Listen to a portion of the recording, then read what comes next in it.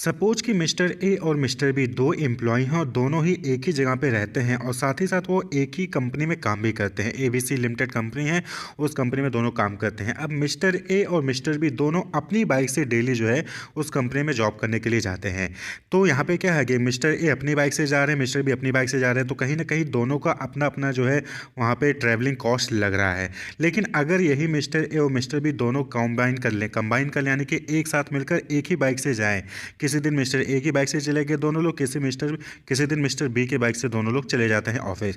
तो इससे क्या होगा कि जो कॉस्ट है, ट्रैवलिंग कॉस्ट है, वो क्या हो जाएगी, कम हो जाएगी। दोनों लोगों की कहीं ना कहीं वो रिड्यूस हो जाएगी। क्लियर। तो इसको क्या कहते हैं, कॉम्बिनेशन कहते हैं। तो इसी तरीके से बिजनेस में क्या होता है कि जो अलग अलग बिजनेस ऑर्गेनाइजेशंस होते हैं वो कंपटीशन को कम करने के लिए या फिर जो है अपने कैपिटल को बढ़ाने के लिए, मार्केट कवरेज को बढ़ाने के लिए वो लोग क्या करते हैं, या फिर कॉमन गोल को अचीव करने के लिए कॉम्बाइन हो जाते हैं, यानी कि एक साथ मिलकर काम करने लगते हैं। तो उसी को क्या कहते हैं, बिजनेस कॉम्बिनेशन कहते हैं। आपने देखा होगा कि रिलायंस जियो जो है वो आई थी जब, तो उन्होंने 6 महीने के लिए फ्री में सर्विसेज अपना जो है नेट और कॉलिंग फ्री सर्विसेज दे रहे थे। तो इससे क्या हो गया कि इससे बहुत सारा जो मार्केट में एम्प्लॉयज़ हैं वो अपना या तो मोबाइल नंबर पोर्ट कर ले रहे थे या फिर जो है वो जियो का सिम परचेज करने लग जाते थे। तो इससे जो अदर कंपनीज़ हैं उन पे जो है कंपटीशन उनके लिए ज़्यादा हो गया था, मार्केट में उनको ज़्यादा कंपटीशन फेस करना पड़ रहा था। तो वोडाफोन और आइडिया आपने सुना होगा, जो कि आजकल वीआई के नाम से जानते हैं। तो वी और आई यानी वोडाफोन आइडिया, इन दोनों ने क्या किया, इन दोनों ने मर्जर कर लिया। आइडिया और वोडाफोन बाहर की कंपनी यूएसए की, तो इन दोनों ने मर्जर किया, दोनों एक साथ आ गए और एक साथ मिलकर उन्होंने एक कंपनी के रूप में, ऑर्गेनाइजेशन के रूप में काम करना स्टार्ट किया, दैट इज़ वीआई। अब वोडाफोन को वीआई और आइडिया को भी वीआई के नाम से ही जाना जाता है। तो वी से वोडाफोन, आई से आइडिया, तो दोनों कंबाइन हो गए और अब दोनों मिलकर जो है काम कर रहे हैं और इनका मार्केट कवरेज जो है अब काफ़ी बड़ा एरिया हो गया है। और दोनों का मेन क्या था, एम, दोनों का ही कॉमन एम था कि उनको जो है टेलीकॉम सर्विसेज जो है वो प्रोवाइड करनी है कस्टमर्स को। तो इसी को क्या कहते हैं, बिजनेस कॉम्बिनेशन कहते हैं। तो क्या हो गया कि when two or more business units combined with a view to achieve certain common objective और टू रिमूव कॉम्पिटिशन। तो जब दो या दो से अधिक बिजनेस यूनिट्स जो है वो कंबाइन हो जाती हैं किसी एक ऑब्जेक्टिव को अचीव करने के लिए, कॉमन ऑब्जेक्टिव को अचीव करने के लिए, या फिर कंपटीशन को हटाने के लिए। जब भाई आपका कॉम्पिटिटर आपके साथ मिलकर काम करने लग जाएगा तो कंपटीशन बचेगा ही नहीं। तो इसी को क्या कहते हैं, बिजनेस कॉम्बिनेशन कहते हैं। क्लियर।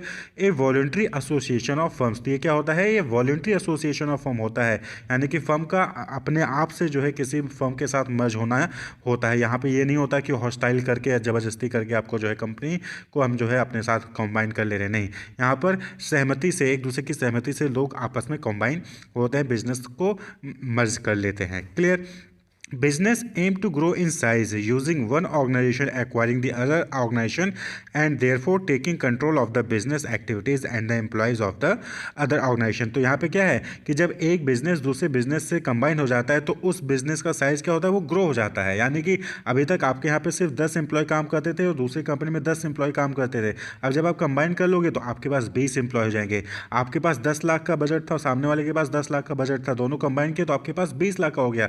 अगर अलग अलग करते तो 10 ही लाख होता था। यानी कि आपको अपने साइज को ग्रो करना है तो आप क्या करते हो, बिजनेस कॉम्बिनेशन का यूज़ करते हो। आप जो है छोटे मोटे कंपनीज को, अदर कंपनीज को अपने साथ कंबाइन कर लेते हो। तो इससे आपका जो कैपिटल है वो बढ़ता है, एम्प्लॉयज़ बढ़ते हैं और जो मार्केट कवरेज है वो भी बढ़ता है। क्लियर। तो दैट इज़ बिजनेस कॉम्बिनेशन। तो अब हम बात कर लें एडवांटेज क्या है बिजनेस कॉम्बिनेशन का, यानी कि क्यों जो है कंपनीज आपस में मर्ज हो जाती हैं, क्यों जो है वहाँ पे एक दूसरे के साथ मिलकर काम करने लगती हैं। तो सबसे पहली चीज़, इंक्रीज इन कैपिटल। तो अगर आप बिजनेस कॉम्बिनेशन करते हैं तो आपका कैपिटल इंक्रीज होगा। जैसा कि अभी बताया कि एक कंपनी के पास 10 लाख है, दूसरे कंपनी के पास 10 लाख का कैपिटल है, तो अलग अलग करेंगे तो 10 ही लाख होगा। लेकिन अगर दोनों मिलकर काम करने लगे तो वहाँ पे उनका कैपिटल 20 लाख हो जाएगा। तो कैपिटल में इंक्रीमेंट होता है अगर आप बिजनेस कॉम्बिनेशन करते हैं। लार्ज स्केल प्रोडक्शन, आपका प्रोडक्शन क्या होगा, अब लार्ज स्केल पे होगा। बट ऑब्जर्व बात है कि अभी तक आपके पास कम एम्प्लॉय थे, कम बजट था, कम कैपिटल था, तो आप उसके हिसाब से प्रोडक्शन करते थे। लेकिन जब आप किसी दूसरी कंपनी के साथ मर्ज हो जाते हैं तो उसके उसके इक्विपमेंट्स, उसके जो है आप जो है फैक्टर ऑफ प्रोडक्शन का यूज़ करके लार्ज स्केल पर प्रोडक्शन करना स्टार्ट कर देते हैं। तो that is advantage. Better management, अब आपका जो मैनेजमेंट है वो भी बेटर होगा। आपके पास जो एम्प्लॉय थे, बेस्ट एम्प्लॉय थे, सामने वाली कंपनी जिसके साथ आपने कॉम्बाइन किया, जिसके साथ आपने मर्ज किया, उसके जो एम्प्लॉयज़ हैं उनका यूज़ करके आप जो है मैनेजमेंट बेटर कर सकते हो। क्लियर, ये एडवांटेज हो गया। अवॉइडेंस और रिडक्शन ऑफ वेस्टफुल कंपटीशन, अब आपने सामने वाले जो आप जो कोई प्रोडक्ट बना रहे थे और वही प्रोडक्ट सामने वाला बना रहा था, आपने उसके साथ मर्ज कर लिया, आपने उसको साथ अपने साथ जोड़ लिया, तो कंपटीशन क्या हो गया, कंपटीशन कहीं ना कहीं खत्म हो गया। तो आप जो है बिजनेस कॉम्बिनेशन से कंपटीशन को रिड्यूस कर सकते हैं या फिर अवॉइड कर सकते हैं। To face competition with big business और इंटरनेशनल कंपनीज, अब जैसा कि आपको पता है कि मार्केट ओपन है, यहाँ पे आपकी कंट्री में यानी इंडिया में बाहर की कंपनीज भी आकर जो है अपना बिजनेस परफॉर्म कर सकती हैं। तो वो लोग बड़ी कंपनी होती है, उनके पास कैपिटल ज़्यादा होता है या फिर बहुत बड़े बड़े बिजनेस होते हैं। तो अगर आपको उनसे फेस करना है तो कहीं ना कहीं आपको दूसरे लोगों के साथ मिलकर काम करना पड़ता है। तो कंपटीशन को फेस करने के लिए भी लोग क्या करते हैं, कॉम्बिनेशन करते हैं, मर्जर करते हैं। जैसे कि वोडाफोन और आइडिया दोनों मर्ज हो गए और रिलायंस जियो का जो उस वक्त मार्केट कवरेज बढ़ रहा था उसको फेस करने के लिए दोनों लोग मर्ज हुए। हेल्प्स टू अचीव मोनोपोली, कहीं ना कहीं जब आप अपने कॉम्पिटिटर के साथ मर्ज कर लेंगे तो मोनोपोली को भी आप अचीव करने में हेल्प होता है इससे। क्यों भाई, आप सपोज करें कि पूरे मार्केट में 4 ही लोग हैं जो कोई सर्विस प्रोवाइड कर रहे हैं, कोई प्रोडक्ट प्रोवाइड कर रहे हैं, 4 लोग कंबाइन हो गए तो वो अकेले हो गए ना, फिर मोनोपोली हो गई। मोनोपोली यानी कि एक ही प्रोडक्ट को सेल करने के लिए सिर्फ एक ही सेलर है, तो मोनोपोली हो गई। तो यहाँ पे कहीं ना कहीं बिजनेस कॉम्बिनेशन से मोनोपोली को अचीव होने में यहाँ पे हेल्पफुल होती है, एडवांटेज होता है। ये कंपनी के पॉइंट ऑफ व्यू से है। इंक्रीज मार्केट कवरेज, अब जो है आप 4-5 लोगों के साथ मिलकर काम करने लोगे तो आपका मार्केट एरिया जो है वो मार्केट कवरेज भी क्या होगा, बढ़ेगा। तो ये कुछ एडवांटेज हैं, इसके अलावा भी बहुत सारे एडवांटेज होते हैं। तो ये कुछ इंपॉर्टेंट एडवांटेज हैं बिजनेस कॉम्बिनेशन के। वहीं पे हम बात कर लें कि डिसएडवांटेज क्या है बिजनेस कॉम्बिनेशन से, कि यानी कि जब आप बिजनेस कॉम्बिनेशन करते हैं तो उसके क्या नुकसान है या फिर क्या डिसएडवांटेज है। तो सबसे पहली चीज़ रिस्क ऑफ फेलियर, ज़रूरी नहीं है कि अगर आपने किसी के साथ मिलकर आपने किसी को मर्ज कर लिया अपने साथ और उसके साथ मिलकर काम कर रहे हो तो आपका बिजनेस जो है वो सक्सेसफुली होगा। हो सकता है कि कहीं ना कहीं उसमें कुछ उल्टा हो जाए, डिस्प्यूट्स हो जाए और आपके कंपनी बंद हो जाए या फिर उसके सेल और डाउन हो जाए, उसका निगेटिव इंपैक्ट भी पड़ता है बिजनेस कॉम्बिनेशन का।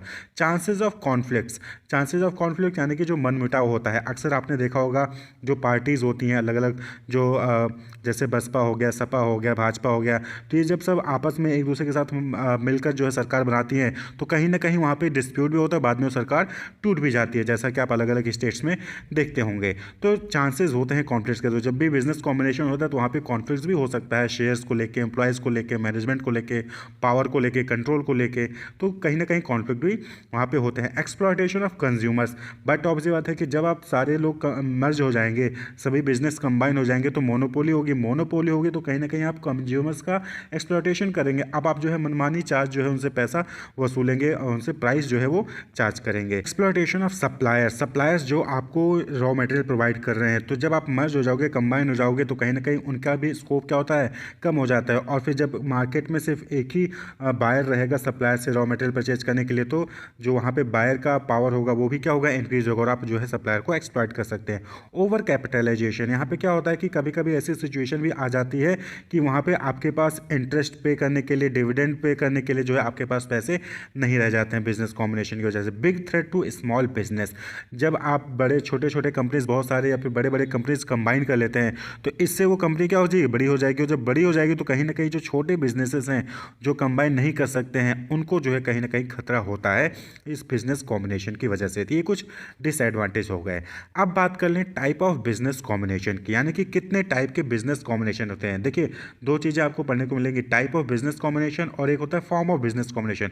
तो फॉर्म ऑफ बिजनेस कॉम्बिनेशन हम नेक्स्ट वीडियो में डिस्कस करेंगे। यहाँ पे हम बात करेंगे टाइप ऑफ बिजनेस कॉम्बिनेशन की, कितने प्रकार के बिजनेस कॉम्बिनेशन होते हैं। तो नॉर्मली हम इसको ब्रॉडली 3 कैटेगरी में डिवाइड कर सकते हैं। सबसे पहला है हॉरिजॉन्टल कॉम्बिनेशन, दूसरा है वर्टिकल कॉम्बिनेशन और तीसरा है लैटरल या फिर एलाइड कॉम्बिनेशन। देखिए हॉरिजॉन्टल कॉम्बिनेशन में क्या होता है कि सेम टाइप ऑफ प्रोडक्ट आप बना रहे हो तो आप जो है कंबाइन करते हो। वर्टिकल, एक जो कंपनी प्रोडक्ट बना रही है वो अपने ही सप्लायर से, रिटेलर से, होलसेलर से कंबाइन हो जाती है। और लैटरल, जब आप जो है प्रोडक्ट बना रहे हो शूज़ और सामने वाली प्रोडक्ट बना रही है कंपनी स्टील और दोनों कंबाइन कर लेते हो तो उसको हम लैटरल कहते हैं। लैटरल फर्दर जो है डिवाइड है convergent combination, divergent combination, diagonal combination और सर्कुलर कॉम्बिनेशन कॉम्बिनेशन, जिसको हम मिक्स्ड कॉम्बिनेशन भी कहते हैं। तो एक एक करके हम देखते हैं। तो सबसे पहले है हॉरिजॉन्टल कॉम्बिनेशन। तो आपने सप्लाई चेन मैनेजमेंट पढ़ा होगा। तो सप्लाई चेन मैनेजमेंट में क्या होता है कि रॉ मटेरियल सप्लायर्स होते हैं, देन मैन्युफैक्चरर होते हैं, देन डिस्ट्रीब्यूटर होते हैं, होलसेलर होते हैं, रिटेलर होते हैं। तो नॉर्मली जो सप्लाई चेन मैनेजमेंट होता है किसी भी ऑर्गेनाइजेशन का, उसमें ये लोग जो है पार्टीज़ ये इन्वॉल्व होते हैं, प्लेयर्स। यानी कि जो रॉ मटेरियल होता है वो सप्लायर रॉ मटेरियल मैन्युफैक्चर होता है, मैन्युफैक्चर प्रोडक्ट बनाकर डिस्ट्रीब्यूटर को देता है, डिस्ट्रीब्यूटर होलसेलर को देता है, होलसेलर रिटेलर को देता है, तो फिर रिटेलर जो है वो कस्टमर को सेल करता है। यानी कि हम लोग जहाँ से प्रोडक्ट परचेज करते हैं उनको क्या कहते हैं? रिटेलर कहते हैं। रिटेलर होलसेलर से लेता है, होलसेलर मैन्युफैक्चर से लेता है, मैन्युफैक्चर प्रोडक्ट को बनाने के लिए रॉ मटेरियल सप्लाई से लेते हैं। ये पूरा सप्लाई चेन मैनेजमेंट हो गया। क्लियर? अब यहीं से आप समझिएगा कि जब एक रॉ मटेरियल सप्लायर किसी दूसरे रॉ मटेरियल सप्लायर से कंबाइन कर लेता है, यानी कि सपोज करिए कि आप जो है कॉटन जो है आप प्रोवाइड कर रहे हो मैन्युफैक्चर को, वहीं पे दूसरा कोई सप्लायर है वो भी कॉटन प्रोवाइड कर रहा है मैन्युफैक्चर को, तो एक कॉटन प्रोवाइड करने वाला दूसरा कॉटन प्रोवाइड करने वाले से मर्ज कर लेता है, बिजनेस कॉम्बिनेशन कर लेता है। तो इसी को हम कहते हैं हॉरिजॉन्टल कॉम्बिनेशन। या फिर एक मैन्युफैक्चरर जो शूज़ बना रहा है, सेम दूसरे मैन्युफैक्चरर जो कि शूज़ बना रहा है, उन दोनों कंबाइन कर लेते हैं, तो उसी को हम क्या कहते हैं? Horizontal combination. क्लियर? तो हॉरिजॉन्टल कॉम्बिनेशन क्या हो गया? Two or more organisations operating in the same line of business. जब दो या दो से अधिक organisation same line of business में ऑपरेट कर रहे होते हैं तो उसी को हम क्या कहते हैं? वो कंबाइन होते हैं, तो उसको हम कहते हैं horizontal combination. When one manufacturer combine with another manufacturer or one retailer combine with another retailer, तो उसी को हम क्या कहते हैं? Horizontal combination. For example Vodafone और आइडिया दोनों ही क्या है? टेलीकॉम सर्विसेज प्रोवाइड करती हैं, दोनों ही सिम नेटवर्क जो है सर्विसेज प्रोवाइड करती हैं और दोनों ही कंबाइन हो गए, तो इसको क्या कहते हैं? हॉरिजॉन्टल कॉम्बिनेशन कहते हैं। फेसबुक और इंस्टाग्राम दोनों ही सोशल मीडिया प्लेटफॉर्म है, दोनों ही जो है क्या हुआ? दोनों मर्ज हो गई, मेटा में आ गई, तो ये क्या हो गया? एक तरीके का बिजनेस कॉम्बिनेशन हो गया। क्लियर? तो इसको कहते हैं बिजनेस कॉम्बिनेशन। इसी तरीके से दूसरा है वर्टिकल कॉम्बिनेशन। वर्टिकल कॉम्बिनेशन में क्या हो गया कि जो सप्लाई चेन मैनेजमेंट होता है किसी भी मैन्युफैक्चर का या फिर डिस्ट्रीब्यूटर का, जो सप्लाई चेन मैनेजमेंट होता है उसी में से जब वो अपने आगे पीछे वाले से कंबाइन कर लेता है तो उसी को हम वर्टिकल कॉम्बिनेशन कहते हैं। यानी कि जो मैन्युफैक्चर है वो जिससे रॉ मटेरियल परचेज कर रहा था उसी के कंबाइन कर लेता है, तो उसको हम वर्टिकल कॉम्बिनेशन कहेंगे। मैन्युफैक्चर अपने होलसेलर से कंबाइन कर लेता है तो उसको हम वर्टिकल कॉम्बिनेशन कहते हैं। क्लियर? एक combination of different stages of the same business, यानी कि जब आप कोई बिजनेस परफॉर्म कर रहे हो तो उसमें जो डिफरेंट स्टेजेस यानी डिफरेंट सप्लाई चेन मैनेजमेंट के प्लेयर होते हैं उनके साथ आप जब मर्ज करते हैं तो उसी को हम वर्टिकल कॉम्बिनेशन कहते हैं। When a manufacturer combine with supplier और डिस्ट्रीब्यूटर, जब आप अपने सप्लायर के साथ या अपने डिस्ट्रीब्यूटर के साथ कंबाइन कर लेते हैं, कॉम्बिनेशन कर लेते हैं, तो उसी को हम वर्टिकल कॉम्बिनेशन कहते हैं। For example mountain mist A packaged water manufacture combine with PET बोतल मैन्युफैक्चर बीगे प्लास्टो। तो जो माउंटेन मिस्ट थी वो पैकेज वाटर बनाती थी, क्लियर, मैन्युफैक्चर करती थी, और जो पीईटी है वो बोतल बनाती थी। तो वाटर को पैक करने के लिए आपको बोतल चाहिए, तो बोतल का सप्लाई जो है वो बीगे प्लास्टो करती थी। तो आपने क्या किया, जो माउंटेन मिस्ट थी उसने बीगो प्लास्टो से कॉम्बिनेशन कर लिया, तो इसको हम वर्टिकल कॉम्बिनेशन कहते हैं। तो जब भी कोई मैन्युफैक्चर अपने सप्लायर के साथ, सप्लायर अपने मैन्युफैक्चर के साथ कॉम्बिनेशन कर लेते तो उसको वर्टिकल कॉम्बिनेशन कहते हैं। और जब एक सप्लायर दूसरे सप्लायर से, एक मैन्युफैक्चर दूसरे मैन्युफैक्चर से कॉम्बिनेशन करती है जो कि सेम लाइन ऑफ बिजनेस में हो, तो उसको हम हॉरिजॉन्टल कॉम्बिनेशन कहते हैं। और वहीं पे तीसरा आता है लैटरल कॉम्बिनेशन। लैटरल कॉम्बिनेशन जब एक मैन्युफैक्चर जो कोई एक प्रोडक्ट बना रही है वो किसी दूसरे मैन्युफैक्चर से जो कि कोई दूसरा प्रोडक्ट बना रही होती है उससे कॉम्बाइन कर लेता है, उससे कॉम्बिनेशन करता है, तो उसको हम लैटरल कॉम्बिनेशन कहते हैं। The combination of two business that deal in different line of business however they are connected in some way or another. यानी कि यहाँ पर क्या होता है कि किसी न किसी जरिए से वो आपस में कनेक्टेड होंगे लेकिन डिफरेंट लाइन ऑफ बिजनेस होता है और वो कंबाइन करते हैं, तो उसको हम लैटरल कॉम्बिनेशन कहते हैं। फॉर एग्जांपल यहाँ पे समझिए कि कोई एक पेपर बनाने वाली कंपनी है, वो पेपर बनाने वाली कंपनी किसी बुक बनाने वाली, बुक पब्लिश करने वाली कंपनी से कॉम्बिनेशन कर लेती है, तो उसको हम क्या कहते हैं? कन्वर्जेंट कॉम्बिनेशन, ये कि लैटरल कॉम्बिनेशन के अंदर ही आता है। तो supplier of paper, ink, cardboard, printing machinery, इन सब को बनाने वाली कंपनी प्रिंटिंग प्रेस से कंबाइन हो जाती है, तो that is called convergent combination. इसी तरीके से कोई ऑयल रिफाइनरी ऑर्गेनाइजेशन है जो कि क्रूड ऑयल जो है वो सेल करती है किसको, एज अ रॉ मटेरियल किसी ऑर्गेनाइजेशन को जो कि पेट्रोल या फिर डीजल या फिर मशीनरी ऑयल्स बनाते हैं। क्लियर। तो जो कंपनी क्रूड ऑयल सेल कर रही है वो जो है पेट्रोल या फिर डीजल या फिर मशीनरी ऑयल बनाने वाली कंपनी से कंबाइन कर लेती है, तो इसको भी लैटरल कॉम्बिनेशन कहते हैं। और किस टाइप का लैटरल कॉम्बिनेशन होता है, डाइवर्जेंट लैटरल कॉम्बिनेशन कहलाता है। इसी तरीके से अगला है diagonal combination. Diagonal combination refers to a combination of the manufacturing companies with a service related business, यानी कि जब कोई मैन्युफैक्चरिंग कंपनी या फिर कोई ऑर्गेनाइजेशन उसको जो कंपनी सर्विस कोई प्रोवाइड कर रही होती है, जैसे कोई ट्रांसपोर्टेशन सर्विस हो गई, कॉल सेंटर सर्विसेज हो गई, वो सर्विस प्रोवाइड कर रही है और उसके साथ जो है वो कंबाइन कर लेता है, तो उसको हम क्या कहते हैं, डायगोनल कॉम्बिनेशन कहते हैं। Service centre for various mobile phone manufacturers are not owned by the manufacturer but authorised by them. तो आपने देखा होगा कि बहुत सारे सर्विस सेंटर मोबाइल फोन्स के खुले होते हैं अलग अलग डिस्ट्रिक्ट में, अलग अलग जो है मार्केट में, लेकिन वो जरूरी नहीं है कि उस मैन्युफैक्चरिंग कंपनीज के खुद के सर्विस सेंटर हो, लेकिन वो अथॉराइज कर देते हैं उनको कि वो आपकी तरफ से जो है सर्विस प्रोवाइड कर सकते हैं। तो इस टाइप के कॉम्बिनेशन को हम क्या कहते हैं, डायगोनल कॉम्बिनेशन कहते हैं। इसी तरीके से अगला है mixed combination. Mixed combination clearly mention है कि यहाँ इसको हम सर्कुलर कॉम्बिनेशन भी कहते हैं। यहाँ पर अनरिलेटेड बिजनेस कंबाइन होते हैं किसी दूसरे बिजनेस से। क्लियर, उसको मिक्स या फिर सर्कुलर कहते हैं। जैसे कोई इंश्योरेंस कंपनी है, वो किसी शिपिंग कंपनी के साथ, कार्गो कंपनी के साथ जो है कोई नया बिजनेस स्टार्ट कर देती है, तो उसको हम कहते हैं मिक्स्ड कॉम्बिनेशन या फिर सर्कुलर कॉम्बिनेशन। तो ये जो है यहाँ पे तीन इंपॉर्टेंट टाइप के कॉम्बिनेशन हो गए। हॉरिजॉन्टल कॉम्बिनेशन, जब सेम लाइन ऑफ बिजनेस में होते हुए एक मैन्युफैक्चरर दूसरे मैन्युफैक्चरर से, एक रिटेलर दूसरे रिटेलर से कॉम्बिनेशन करता है, तो उसको हम कहते हैं हॉरिजॉन्टल कॉम्बिनेशन। वहीं पे वर्टिकल कॉम्बिनेशन, जब सेम बिजनेस में जो अलग अलग स्टेजेस होते हैं उनसे कॉम्बिनेशन करते हैं। मैन्युफैक्चरर अपने सप्लायर से कॉम्बाइन हो जा रहा है, मैन्युफैक्चरर जो है अपने होल डिस्ट्रीब्यूटर से कॉम्बाइन हो रहा है, तो उसको हम वर्टिकल कॉम्बिनेशन कहते हैं। वहीं पे जो लैटरल कॉम्बिनेशन होता है वहाँ पर क्या होता है कि डिफरेंट बिजनेस लाइन होता है, लेकिन कहीं ना कहीं वो आपस में रिलेटेड होता है और कॉम्बिनेशन करते हैं, तो उसको हम लैटरल कॉम्बिनेशन कहते हैं, जो कि कन्वर्जेंट और डाइवर्जेंट आपने देखा। डायगोनल में क्या होता है कि वहाँ पे जो है आपको जो कंपनी कोई सर्विस प्रोवाइड करती है उसके साथ कॉम्बाइन कर लेते हैं, तो दैट इज डायगोनल। और मिक्स्ड या फिर सर्कुलर कॉम्बिनेशन में क्या हुआ कि यहाँ पर जो है अनरिलेटेड बिजनेस होते हैं वो आपस में कंबाइन कर लेते हैं। इंश्योरेंस कंपनी कार्गो कंपनी के साथ या फिर जो है शिपिंग कंपनी के साथ जो है कॉम्बिनेशन करती है और कोई नया बिजनेस स्टार्ट करती है, तो उस टाइप के कॉम्बिनेशन को हम मिक्स्ड कॉम्बिनेशन या फिर हम सर्कुलर कॉम्बिनेशन कहते हैं। रेशनलाइजेशन, सपोज कि एक कंपनी है, वो ये जो है गेस करना चाहती है कि इन फ्यूचर या फिर नेक्स्ट ईयर जो है उसकी कितनी सेल्स होगी, कितनी यूनिट सेल्स होगी, वो ये जो है उसका जो है फोरकास्ट करना चाहती है। तो अब इसके दो तरीके हैं। एक तो ये जो है रूल ऑफ थंब होता है कि जहां पर आप अपना अंदाजा लगा लेते हैं और उसके बेसिस पे आप ये सोचते हैं कि इतना यूनिट तो जो सेल होना ही होना है। वहीं पर दूसरा टेक्निक आप यहाँ पर यूज करते हैं कि आप वहां पर जो है फोरकास्टिंग के जो डिफरेंट साइंटिफिक टेक्निक है उन टेक्निक का यूज करके, लास्ट ईयर के डेटा का यूज करके जो है वहां पर आप जो है कैलकुलेट करते हो कि जो है नेक्स्ट ईयर कितना सेल्स होना है। तो इसी को हम क्या कहते हैं, रेशनलाइजेशन कहते हैं। यानी जब आप लॉजिकल थॉट या साइंटिफिक टेक्निक का यूज करके डिसीजन लेते हैं, ना कि इमोशंस का यूज करके, तो उसी को रेशनलाइजेशन कहा जाता है।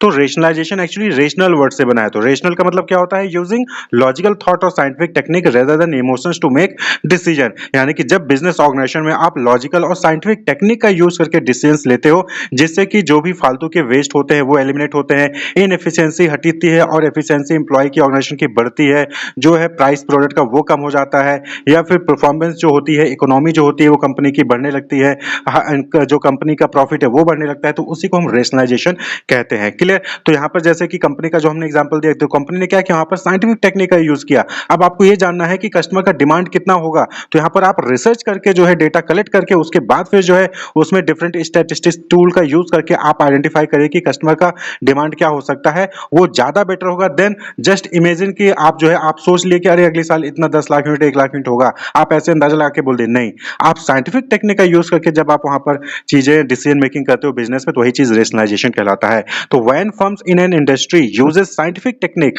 To eliminate waste and inefficiency, simplify the process, lower the price, तो इसी को हम रेशनलाइजेशन कहते हैं इन बिजनेस। अब वेस्ट को एलिमिनेट करना है, इनएफिशिएंसी हटानी है, तो हम क्या करते हैं, जैसे JIT, पहले क्या होता था कि हमें नहीं पता है कि अचानक से कौन कस्टमर आ जाएगा या फिर हमारे पास डिमांड कितनी होगी हमें पता ही नहीं था। तो हम क्या करते थे कि पहले से ही रॉ मटेरियल को परचेज करके अपने यहाँ पर स्टोर करके रख लेते थे। तो अब रॉ मटेरियल को परचेज करके स्टोर पे रखना, तो उसमें जो है अलग खर्च आता था, उसके रख-रखाव में अलग खर्च आता था, ठीक है? उसके बाद कई बार ऐसा होता था कि वेस्ट हो जाता था, रखे-रखे पुराना हो गया तो वेस्ट भी हो जाता था, क्योंकि आपको पता ही नहीं है कि डिमांड कितना है। तो वहाँ पर नया कॉन्सेप्ट क्या है? जेआईटी का यूज़ किया जाने लगा। तो ये क्या है? एक साइंटिफिक टेक्निक है, लॉजिकल थॉट टेक्निक है। यहाँ पर क्या होता है कि जस्ट इन टाइम, यानी कि जैसे डिमांड होगा वैसे ही हम रॉ मटेरियल परचेज करके प्रोडक्ट को बनाकर सेल कर देंगे। तो जेआईटी, जस्ट इन टाइम, ये जस्ट इन टाइम का टेक्निक होता है। तो इस तरीके के जब टेक्निक, इस तरीके जो साइंटिफिक टेक्निक है, लॉजिकल टेक्निक है, उनका जब यूज होता है बिजनेस ऑर्गेनाइजेशन में, तो उसी को हम क्या कहते हैं? रेशनलाइजेशन कहते हैं। हम पहले परफॉर्मेंस को जज करना है, तो परफॉर्मेंस को आप जो है, एक तो तरीका ये हो गया कि हाँ भाई मुझे लगता है कि ये अच्छा काम कर रहा है, ये एक अच्छा काम नहीं करता है, क्लियर? नहीं, आप 360 डिग्री टेक्निक का वहां पर यूज करिए ना। आप उस पर्सन की जिसकी भी परफॉर्मेंस को आप वहां पर जो है इवैल्यूएट करने जा रहे हैं, उसका बॉस कौन है उससे जो है डेटा लीजिए, उसके नीचे सबऑर्डिनेट्स कौन है उससे डेटा लीजिए, उसके साथ पीयर्स में जो काम कर रहे हैं, साथ में काम कर रहे हैं, उससे डेटा कलेक्ट करिए, उसके बाद उसकी परफॉर्मेंस को जज करिए। तो ये जो है लॉजिकल टेक्निक हो गया, साइंटिफिक टेक्निक हो गया। लेकिन वहीं पर आपने एक बंदे को बैठा दिया, उससे पूछ लिया कि बताओ कौन किसकी कैसी परफॉर्मेंस है, आपको क्या लगता है किसको प्रमोशन देना चाहिए, किसको नहीं, तो आप जो है यहाँ पर नहीं कर पाएंगे। इसी तरीके से जो है बिजनेस ऑर्गेनाइजेशन में आप पुराना टेक्नोलॉजी यूज कर रहे हैं, ट्रेडिशनल मेथड यूज कर रहे हैं, और जो है नई टेक्नोलॉजी मार्केट में आ गई है, कॉम्पिटिटर नई टेक्नोलॉजी यूज कर रहे हैं, तो आप पीछे रह जाएंगे। यानी कि जो बिजनेस ऑर्गेनाइजेशन जो ओल्ड टेक्नोलॉजी यूज कर रही है, ट्रेडिशनल मेथड का यूज कर रही है बिजनेस को रन करने के लिए, वो पीछे रह जाएगी, वो अच्छे परफॉर्म नहीं कर पाएगी। तो वहां पर नई टेक्नोलॉजी को वहां पर आपको यूज करना चाहिए, क्लियर? ये सब रेशनलाइजेशन के टेक्निक्स हैं, ठीक है? स्टैंडर्डाइजेशन हो गया, स्पेशलाइजेशन हो गया, जो ऑब्सोल्यूट टेक्नोलॉजी है उसको हटाना हो गया, प्रोसेस को सिंप्लीफाई करना होगा, ऑटोमेशन का यूज करना हो गया। तो ये सब क्या है? ये सब टेक्निक होते हैं। इंडस्ट्री रिसर्च हो गया। अब देखिए हर डिपार्टमेंट, जो बड़े-बड़े ऑर्गेनाइजेशन है, अच्छे ऑर्गेनाइजेशन है, वहां पर R&D डिपार्टमेंट होता है, रिसर्च एंड डेवलपमेंट डिपार्टमेंट होता है, जिसका काम ही होता है कि वो मार्केट में रिसर्च करता है और डिफरेंट डेटा कलेक्ट करके जो है कंपनी को प्रोवाइड करता है, जिसके बेसिस पे कंपनी जो है वो डिसाइड करती है कि कहां पर कितना कैसा पैसा खर्च करना है, कितना डिमांड आएगा, कैसे जो है वहां पर डिफरेंट ऑर्गेनाइजेशन से कोऑर्डिनेट करना है, कितना रॉ मटेरियल रखना है, कितना प्रोडक्ट जो है फिनिश गुड्स के फॉर्म में रखना है, वो सारी डिसीजन मेकिंग वो डेटा के बेसिस पे होता है, क्लियर? इसी तरीके से आप देखें तो एडवर्टाइजमेंट किस पे करना है। आप सपोज करें कि एडवर्टाइजमेंट के मल्टीपल फॉर्म है। आप जो है अपना एडवर्टाइजमेंट टीवी पे दिखा सकते हैं, आप जो है यूट्यूब पे दिखा सकते हैं, आप जो है फेसबुक पे दिखा सकते हैं, या फिर न्यूज़पेपर में दे सकते हैं, या फिर होर्डिंग लगवा सकते हैं। तो कहां पर कितना कस्टमर विजिट कर रहा है, कितना जो है वहां से जो है सेल्स आपकी बढ़ रही है, ये सारी चीजें डेटा को एनालाइज करने के बाद ही आप डिसाइड करोगे कि हमें यहाँ पर दिखाना चाहिए, यहाँ पर नहीं दिखाना चाहिए। ये है वेस्ट को रोकना। भाई आप जो है हर जगह एडवर्टाइजमेंट दे रहे हो, लेकिन आपको जो मेन ट्रैफिक है वो सिर्फ यूट्यूब से आ रहा है, या फिर जो है वेबसाइट में एडवर्टाइजमेंट देने से आ रहा है, तो आप उस पर दीजिए ना, जिससे आपके पास ट्रैफिक आ रहा है। आप फालतू की जगह क्यों एडवर्टाइजमेंट में एक्सपेंस कर रहे हैं? तो इसी को कहते हैं रेशनलाइजेशन। जब आप लॉजिकल थॉट, साइंटिफिक टेक्निक का यूज करके डिसीजन मेकिंग करते हैं बिजनेस को रन करने के लिए, तो दैट इज रेशनलाइजेशन, क्लियर? तो ये जो टर्म है एक्चुअली जर्मनी में पहली बार यूज हुआ था। तो जर्मनी में जब वॉर हुआ था, तो उसके बाद जर्मनी में रिकंस्ट्रक्शन के लिए इस टर्म का, रेशनलाइजेशन टर्म का यूज हुआ था। तो वहां पर क्या हुआ था कि जब सारी कंपनी जो किसी पर्टिकुलर एक इंडस्ट्री है, वहां की सारी फर्म्स जो है मिलकर जो है वहां पर ज्वाइंटली एक्शन परफॉर्म किया, जिससे कि जो है वहां पर जो है इंडस्ट्री जो है अच्छे से परफॉर्म करने जाए, बिजनेस ऑर्गेनाइजेशन अच्छे से परफॉर्म करने जाए। तो refers to reorganisation of industry to achieve higher productivity through joint action on the part of firm. तो इंडस्ट्री में हाई प्रोडक्टिविटी को पाने के लिए वहां पर सभी फर्म्स एक साथ मिलकर जो है वहां पर रीऑर्गेनाइज हो रही थी, रेशनलाइजेशन कर रही थी, जो है ओल्ड टेक्नोलॉजी को हटाकर नई टेक्नोलॉजी का यूज करती थी, जिससे कि प्रोडक्टिविटी बढ़े। तो वही चीज रेशनलाइजेशन कहलाती है। तो जर्मनी में जो है ये टर्म पहले हुआ था। तो इसको अलग अलग ऑथर ने अलग अलग तरीके से इसको डिफाइन किया गया है। कैसे डिफाइन किया है? हम according to professor Sargent Florence की बात करें तो इन्होंने कहा कि rationalisation is a movement to eliminate waste and inefficiency scientifically and logically by some sort of joint action between all firms within one industry. तो एक इंडस्ट्री के अंदर जो डिफरेंट फर्म्स है, जब वो मिलकर ज्वाइंटली जो है ऐसे एक्शंस लेती हैं जो कि साइंटिफिक और लॉजिकल होता है, जिससे कि वेस्ट और जो इनएफिशिएंसी है फर्म्स की वो एलिमिनेट होती है, तो उसी को हम रेशनलाइजेशन कहते हैं। तो ये बात हो गई इंडस्ट्री की। इसी तरीके से बिजनेस की बात हो जाती है कि बिजनेस ऑर्गेनाइजेशन में जब आप लॉजिकल और साइंटिफिक मेथड का यूज करके वेस्ट को एलिमिनेट करते हो, इनएफिशिएंसी को हटाते हो और एफिशिएंसी बढ़ाते हो, वेस्ट मैनेजमेंट करते हो, तो उसी को हम रेशनलाइजेशन कहते हैं। क्लियर? तो इसी तरीके से वीवी गिरी जी ने इसको डिफाइन किया, क्या कहा कि the essence of rationalisation is a revolutionary change of method which scrap obsolete tradition and unsystematic routine method replacing them with principle and method of scientific nature. कहने का मतलब सिंपल सा वही है कि रेशनलाइजेशन क्या एक रिवोल्यूशनरी चेंज है, जहां पर आप जो पुराने टेक्निक है, पुराने ट्रेडिशन है, पुराने मेथड है, अनसिस्टेमेटिक रूटीन है, उनको हटाते हो और प्रिंसिपल्स का यूज करते हो, डिफरेंट साइंटिफिक प्रिंसिपल्स का, साइंटिफिक टेक्नोलॉजी का, टेक्निक का, नए टेक्नोलॉजी का यूज करते हो बिजनेस को रन करने के लिए, तो उसी को हम कहते हैं रेशनलाइजेशन। क्लियर? तो रेशनलाइजेशन हो आपको क्लियर हो गया होगा। रेशनलाइजेशन क्या है? रेशनलाइजेशन एक्चुअली में जो है एक use of scientific technique, use of logical method to run the business, to conduct the business, यही चीज जो है रेशनलाइजेशन कहलाती है, जिससे कि आप वेस्ट को एलिमिनेट करते हो, इनएफिशिएंसी एक्टिविटी, जो ऐसे काम बहुत सारे ऐसे ऑर्गेनाइजेशन में वर्क होते हैं जिससे आपको कोई बेनिफिट नहीं होता, उसको आप एलिमिनेट करते हो। ठीक है? ऑटोमेशन, आप देखेंगे ऑटोमेशन होता है आजकल। क्या हुआ कि आपने प्रोडक्ट को रॉ मटेरियल, रॉ फॉर्म में रख दिया, अब जो है वो मशीनरी ऐसी है कि उसको कंप्लीट फिनिश प्रोडक्ट बनाकर आपको जो वहां पर प्रोवाइड कर देती है। तो ऑटोमेशन यानी कि जो है यहाँ पर आपका जो काम है वो ऑटोमेटिकली कंडक्ट होता चला जा रहा है, एक काम फिनिश हुआ, दूसरा काम ऑटोमेटिकली वहां पर स्टार्ट हो जाता है, तो that is automation. Layout design, आप इस तरीके से अपने लेआउट को डिजाइन कर रहे हो, जो आपके फैक्ट्री है वहां पर इस तरीके से उसको डिजाइन कर रहे हो कि जो मूवमेंट है एम्प्लॉय का वो कम से कम रहे, क्योंकि भाई एक जगह से दूसरी जगह पे ही जाने में जो है एम्प्लॉय का टाइम कंज्यूम हो जाएगा, तो वो प्रोडक्टिविटी कहां बढ़ेगी। तो ऐसा डिजाइन, आप लेआउट का डिजाइन ऐसा कर रहे हो कि वहां पर एम्प्लॉय का मूवमेंट सबसे कम है और काम सबसे ज्यादा हो रहा है वहां पर। इसी तरीके से आपको जो है ग्रो करना है, या फिर आपके पास कोई टेक्नोलॉजी नहीं है, तो आप क्या करते हो? पार्टनरशिप करते हो डिफरेंट फर्म्स के साथ, जो है डिफरेंट कंपनीज पार्टनरशिप में आती हैं। क्लियर? बाहर की कोई कंपनी है, उसको इंडिया में बिजनेस करना है, तो बाहर की कंपनी इंडिया की किसी कंपनी से बिजनेस जो है वहां पर पार्टनरशिप कर लेती है, मर्ज हो जाती है और यहाँ पर इंडिया में आके बिजनेस कर लेते हैं। इस तरीके से जो है वहां पर आप वेस्ट को एलिमिनेट करते हो और अपनी एफिशिएंसी को बढ़ाते हैं, तो उसी को हम रेशनलाइजेशन कहते हैं। तो सोच समझ के, साइंटिफिक टेक्निक का यूज करके, साइंटिफिक प्रिंसिपल का यूज करके, लेटेस्ट टेक्नोलॉजी का यूज करके जब आप जो है वहां पर बिजनेस रन करते हैं, दैट इज रेशनलाइजेशन। तो हम इसकी फीचर्स की बात करें तो पहला तो यही हो गया कि स्क्रैप ऑब्सोलीट और traditional and unsystematic method and replace them with scientific method. तो यहाँ पर क्या होता है कि हम रेशनलाइजेशन में जो भी ऑब्सोलीट यानी कि पुरानी टेक्नोलॉजी है, जो टेक्नोलॉजी पुरानी हो गई है, ट्रेडिशन जो मेथड है, जो अनसिस्टेमेटिक मेथड है, उनको हटाते हैं, साइंटिफिक मेथड से रिप्लेस करते हैं। It eliminate waste and inefficiency of a firm through specialisation, standardisation, automation. तो स्पेशलाइजेशन, स्टैंडर्डाइजेशन, स्टैंडर्डाइजेशन का मतलब क्या हुआ कि यहाँ पर आप जो है एक फिक्स स्टैंडर्ड बना देते हो कि इसके अकॉर्डिंग काम करना है। तो जब आपको पता होता है कि आपको यही करना है, तो आप वो काम को बहुत इजीली और एफिशिएंटली आप जो है वहां पर करते हो। लेकिन जब आपको पता ही नहीं है कि क्या करना है एग्जैक्टली, तो वहां पर जो है टाइम कंज्यूम ज्यादा होगा, वेस्ट भी ज्यादा होता है। जब स्टैंडर्डाइजेशन वहां पर हो जाता है, तो आपको पता है कि यही काम होना है, वहां पर जो है आप जो है कम समय लगेगा, कम जो है वहां पर एफिशिएंसी इंक्रीज होगी और इफेक्टिवली आपको काम को कर पाएंगे।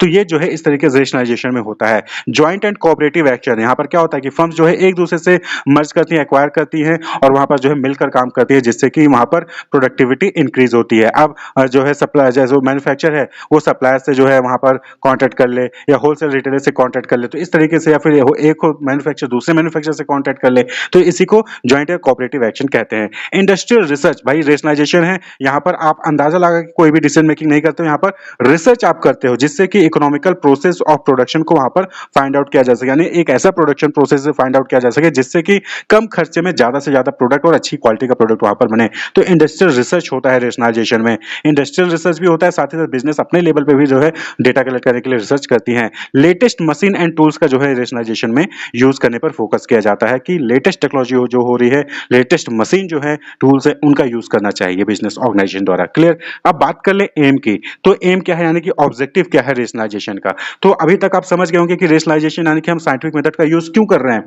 पहली चीज, हम जो है एफिशिएंसी को इंक्रीज करने के लिए कर रहे हैं, जैसे कि लेबर की एफिशिएंसी इंक्रीज हो और कम से कम एफर्ट वहां पर लगाना पड़े, तो to secure maximum efficiency of labour with minimum effort. Clear? तो वहीं पर दूसरा है to eliminate waste of raw material and power. जब आप सही सारी चीजें सिस्टमेटिक तरीके से करेंगे, प्रिंसिपल का, साइंटिफिक टेक्निक का यूज करेंगे, टाइम एंड मोशन स्टडी का यूज करके आप वहां पर जो है चीजों को प्लान करते हैं, तो रॉ मटेरियल का वेस्ट कम होगा और एनर्जी, पावर यानी एनर्जी का वेस्ट कम होगा। Clear? To simplify the work process जो है उसको सिंप्लीफाई करने के लिए जो है यहाँ पर हम रेशनलाइजेशन का यूज करते हैं, साइंटिफिक टेक्निक का यूज करते हैं। To start contract among various companies, यहाँ पर क्या होता है कि हम यहाँ पर जो है अलग अलग कंपनीज के साथ जो है यहाँ पर कॉन्टैक्ट करते हैं, जिससे कि हमारी प्रोडक्टिविटी और सामने वाले की प्रोडक्टिविटी क्या हो, वो इंक्रीज हो, एफिशिएंसी इंक्रीज हो। तो यहाँ पर रेशनलाइजेशन में जो है डिफरेंट कंपनीज के साथ कॉन्टैक्ट करने पे भी फोकस किया जाता है। अब जेआईटी है, जस्ट इन टाइम है, तो आपके पास जैसे ऑर्डर है तुरंत रॉ मटेरियल कब आएगा? जब आपका जो है सप्लायर से कॉन्टैक्ट होगा तभी तो आएगा। अब सप्लायर से कोई कॉन्टैक्ट ही नहीं है तो आपके पास ऑर्डर है, तो आप सप्लायर से आप जो है लेने जा रहे हो तो वहां पर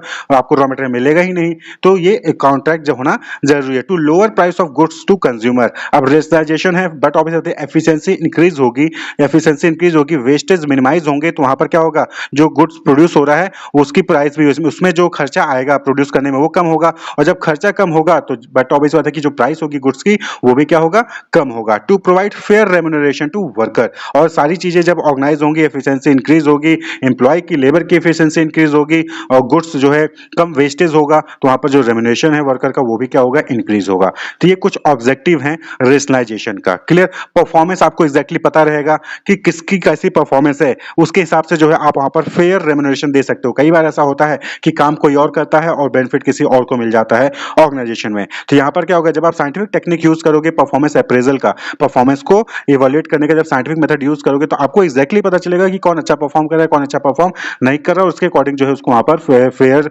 रेम्यूनरेशन यानी कि फेयर सैलरी जो है वहां पर उसको प्रोवाइड की जाती है। तो ये जो है कुछ ऑब्जेक्टिव हो गए, एम हो गए रेशनलाइजेशन के। अब बात कर ले मेरिट या फिर डेमेरिट्स, यानी कि रेशनल साइंटिफिक मेथड का यूज करके, लॉजिकल टेक्निक का यूज करके बेनिफिट क्या है।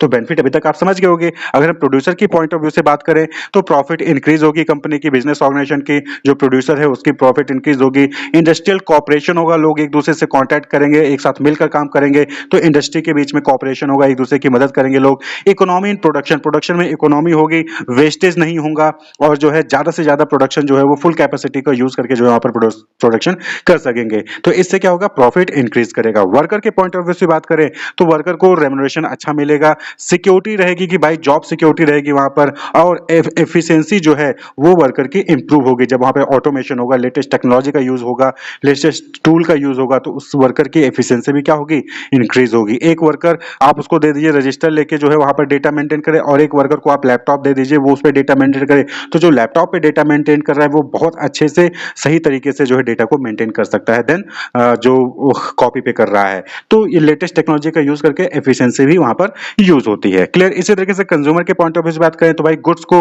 चीपर प्रोडक्ट मिलेगा, अच्छी क्वालिटी का प्रोडक्ट मिलेगा जब लेटेस्ट टेक्नोलॉजी का यूज होगा, और वहीं पर जो उसकी स्टैंडर्ड ऑफ लिविंग है वो भी इंक्रीज होगी। नेशन के पॉइंट ऑफ व्यू से बात करें कि क्या मेरिट्स है, तो जीडीपी, भाई सब अच्छा परफॉर्म करेंगे, प्रोडक्टिविटी ज्यादा होगी तो जीडीपी है वो इंक्रीज होगी, नेशनल इनकम इंक्रीज होगी। एक्सपोर्ट, जब ज्यादा प्रोडक्शन करेंगे तो आप एक्सपोर्ट भी ज्यादा से ज्यादा वहां पर चीजों को कर सकेंगे, तो एक्सपोर्ट भी जो है वो इंक्रीज होगा। लेकिन वहीं पर इसके कुछ डीमेरिट्स हैं, या फिर जो कह लीजिए आप ऑब्जेक्शन भी है रेशनलाइजेशन के। क्या कि पहली चीज, अब इन सब चीजों के लिए आपके पास पैसा, तो भाई लेटेस्ट टेक्नोलॉजी है या फिर रिसर्च करना है तो वहां पर पैसे होने चाहिए ना, तभी तो आप रिसर्च करोगे, लोगों के पास जाओगे, डेटा कलेक्ट करने जाओगे, उसको एनालाइज करोगे, तो उसके लिए पैसे की रिक्वायरमेंट होती है, तो हायर एक्सपेंडिचर। ये जो है कहीं ना कहीं इसका डिमेरिट है कि रेशनलाइजेशन के लिए, साइंटिफिक टेक्निक का यूज करने के लिए, लेटेस्ट टेक्नोलॉजी का यूज करने के लिए वहां पर आपको पैसा लगाना पड़ेगा, एक्सपेंडिचर यहाँ पर ज्यादा होता है। Lack of skill and trained worker, इस चीजों के लिए स्किल्ड और ट्रेंड वर्कर की कमी है।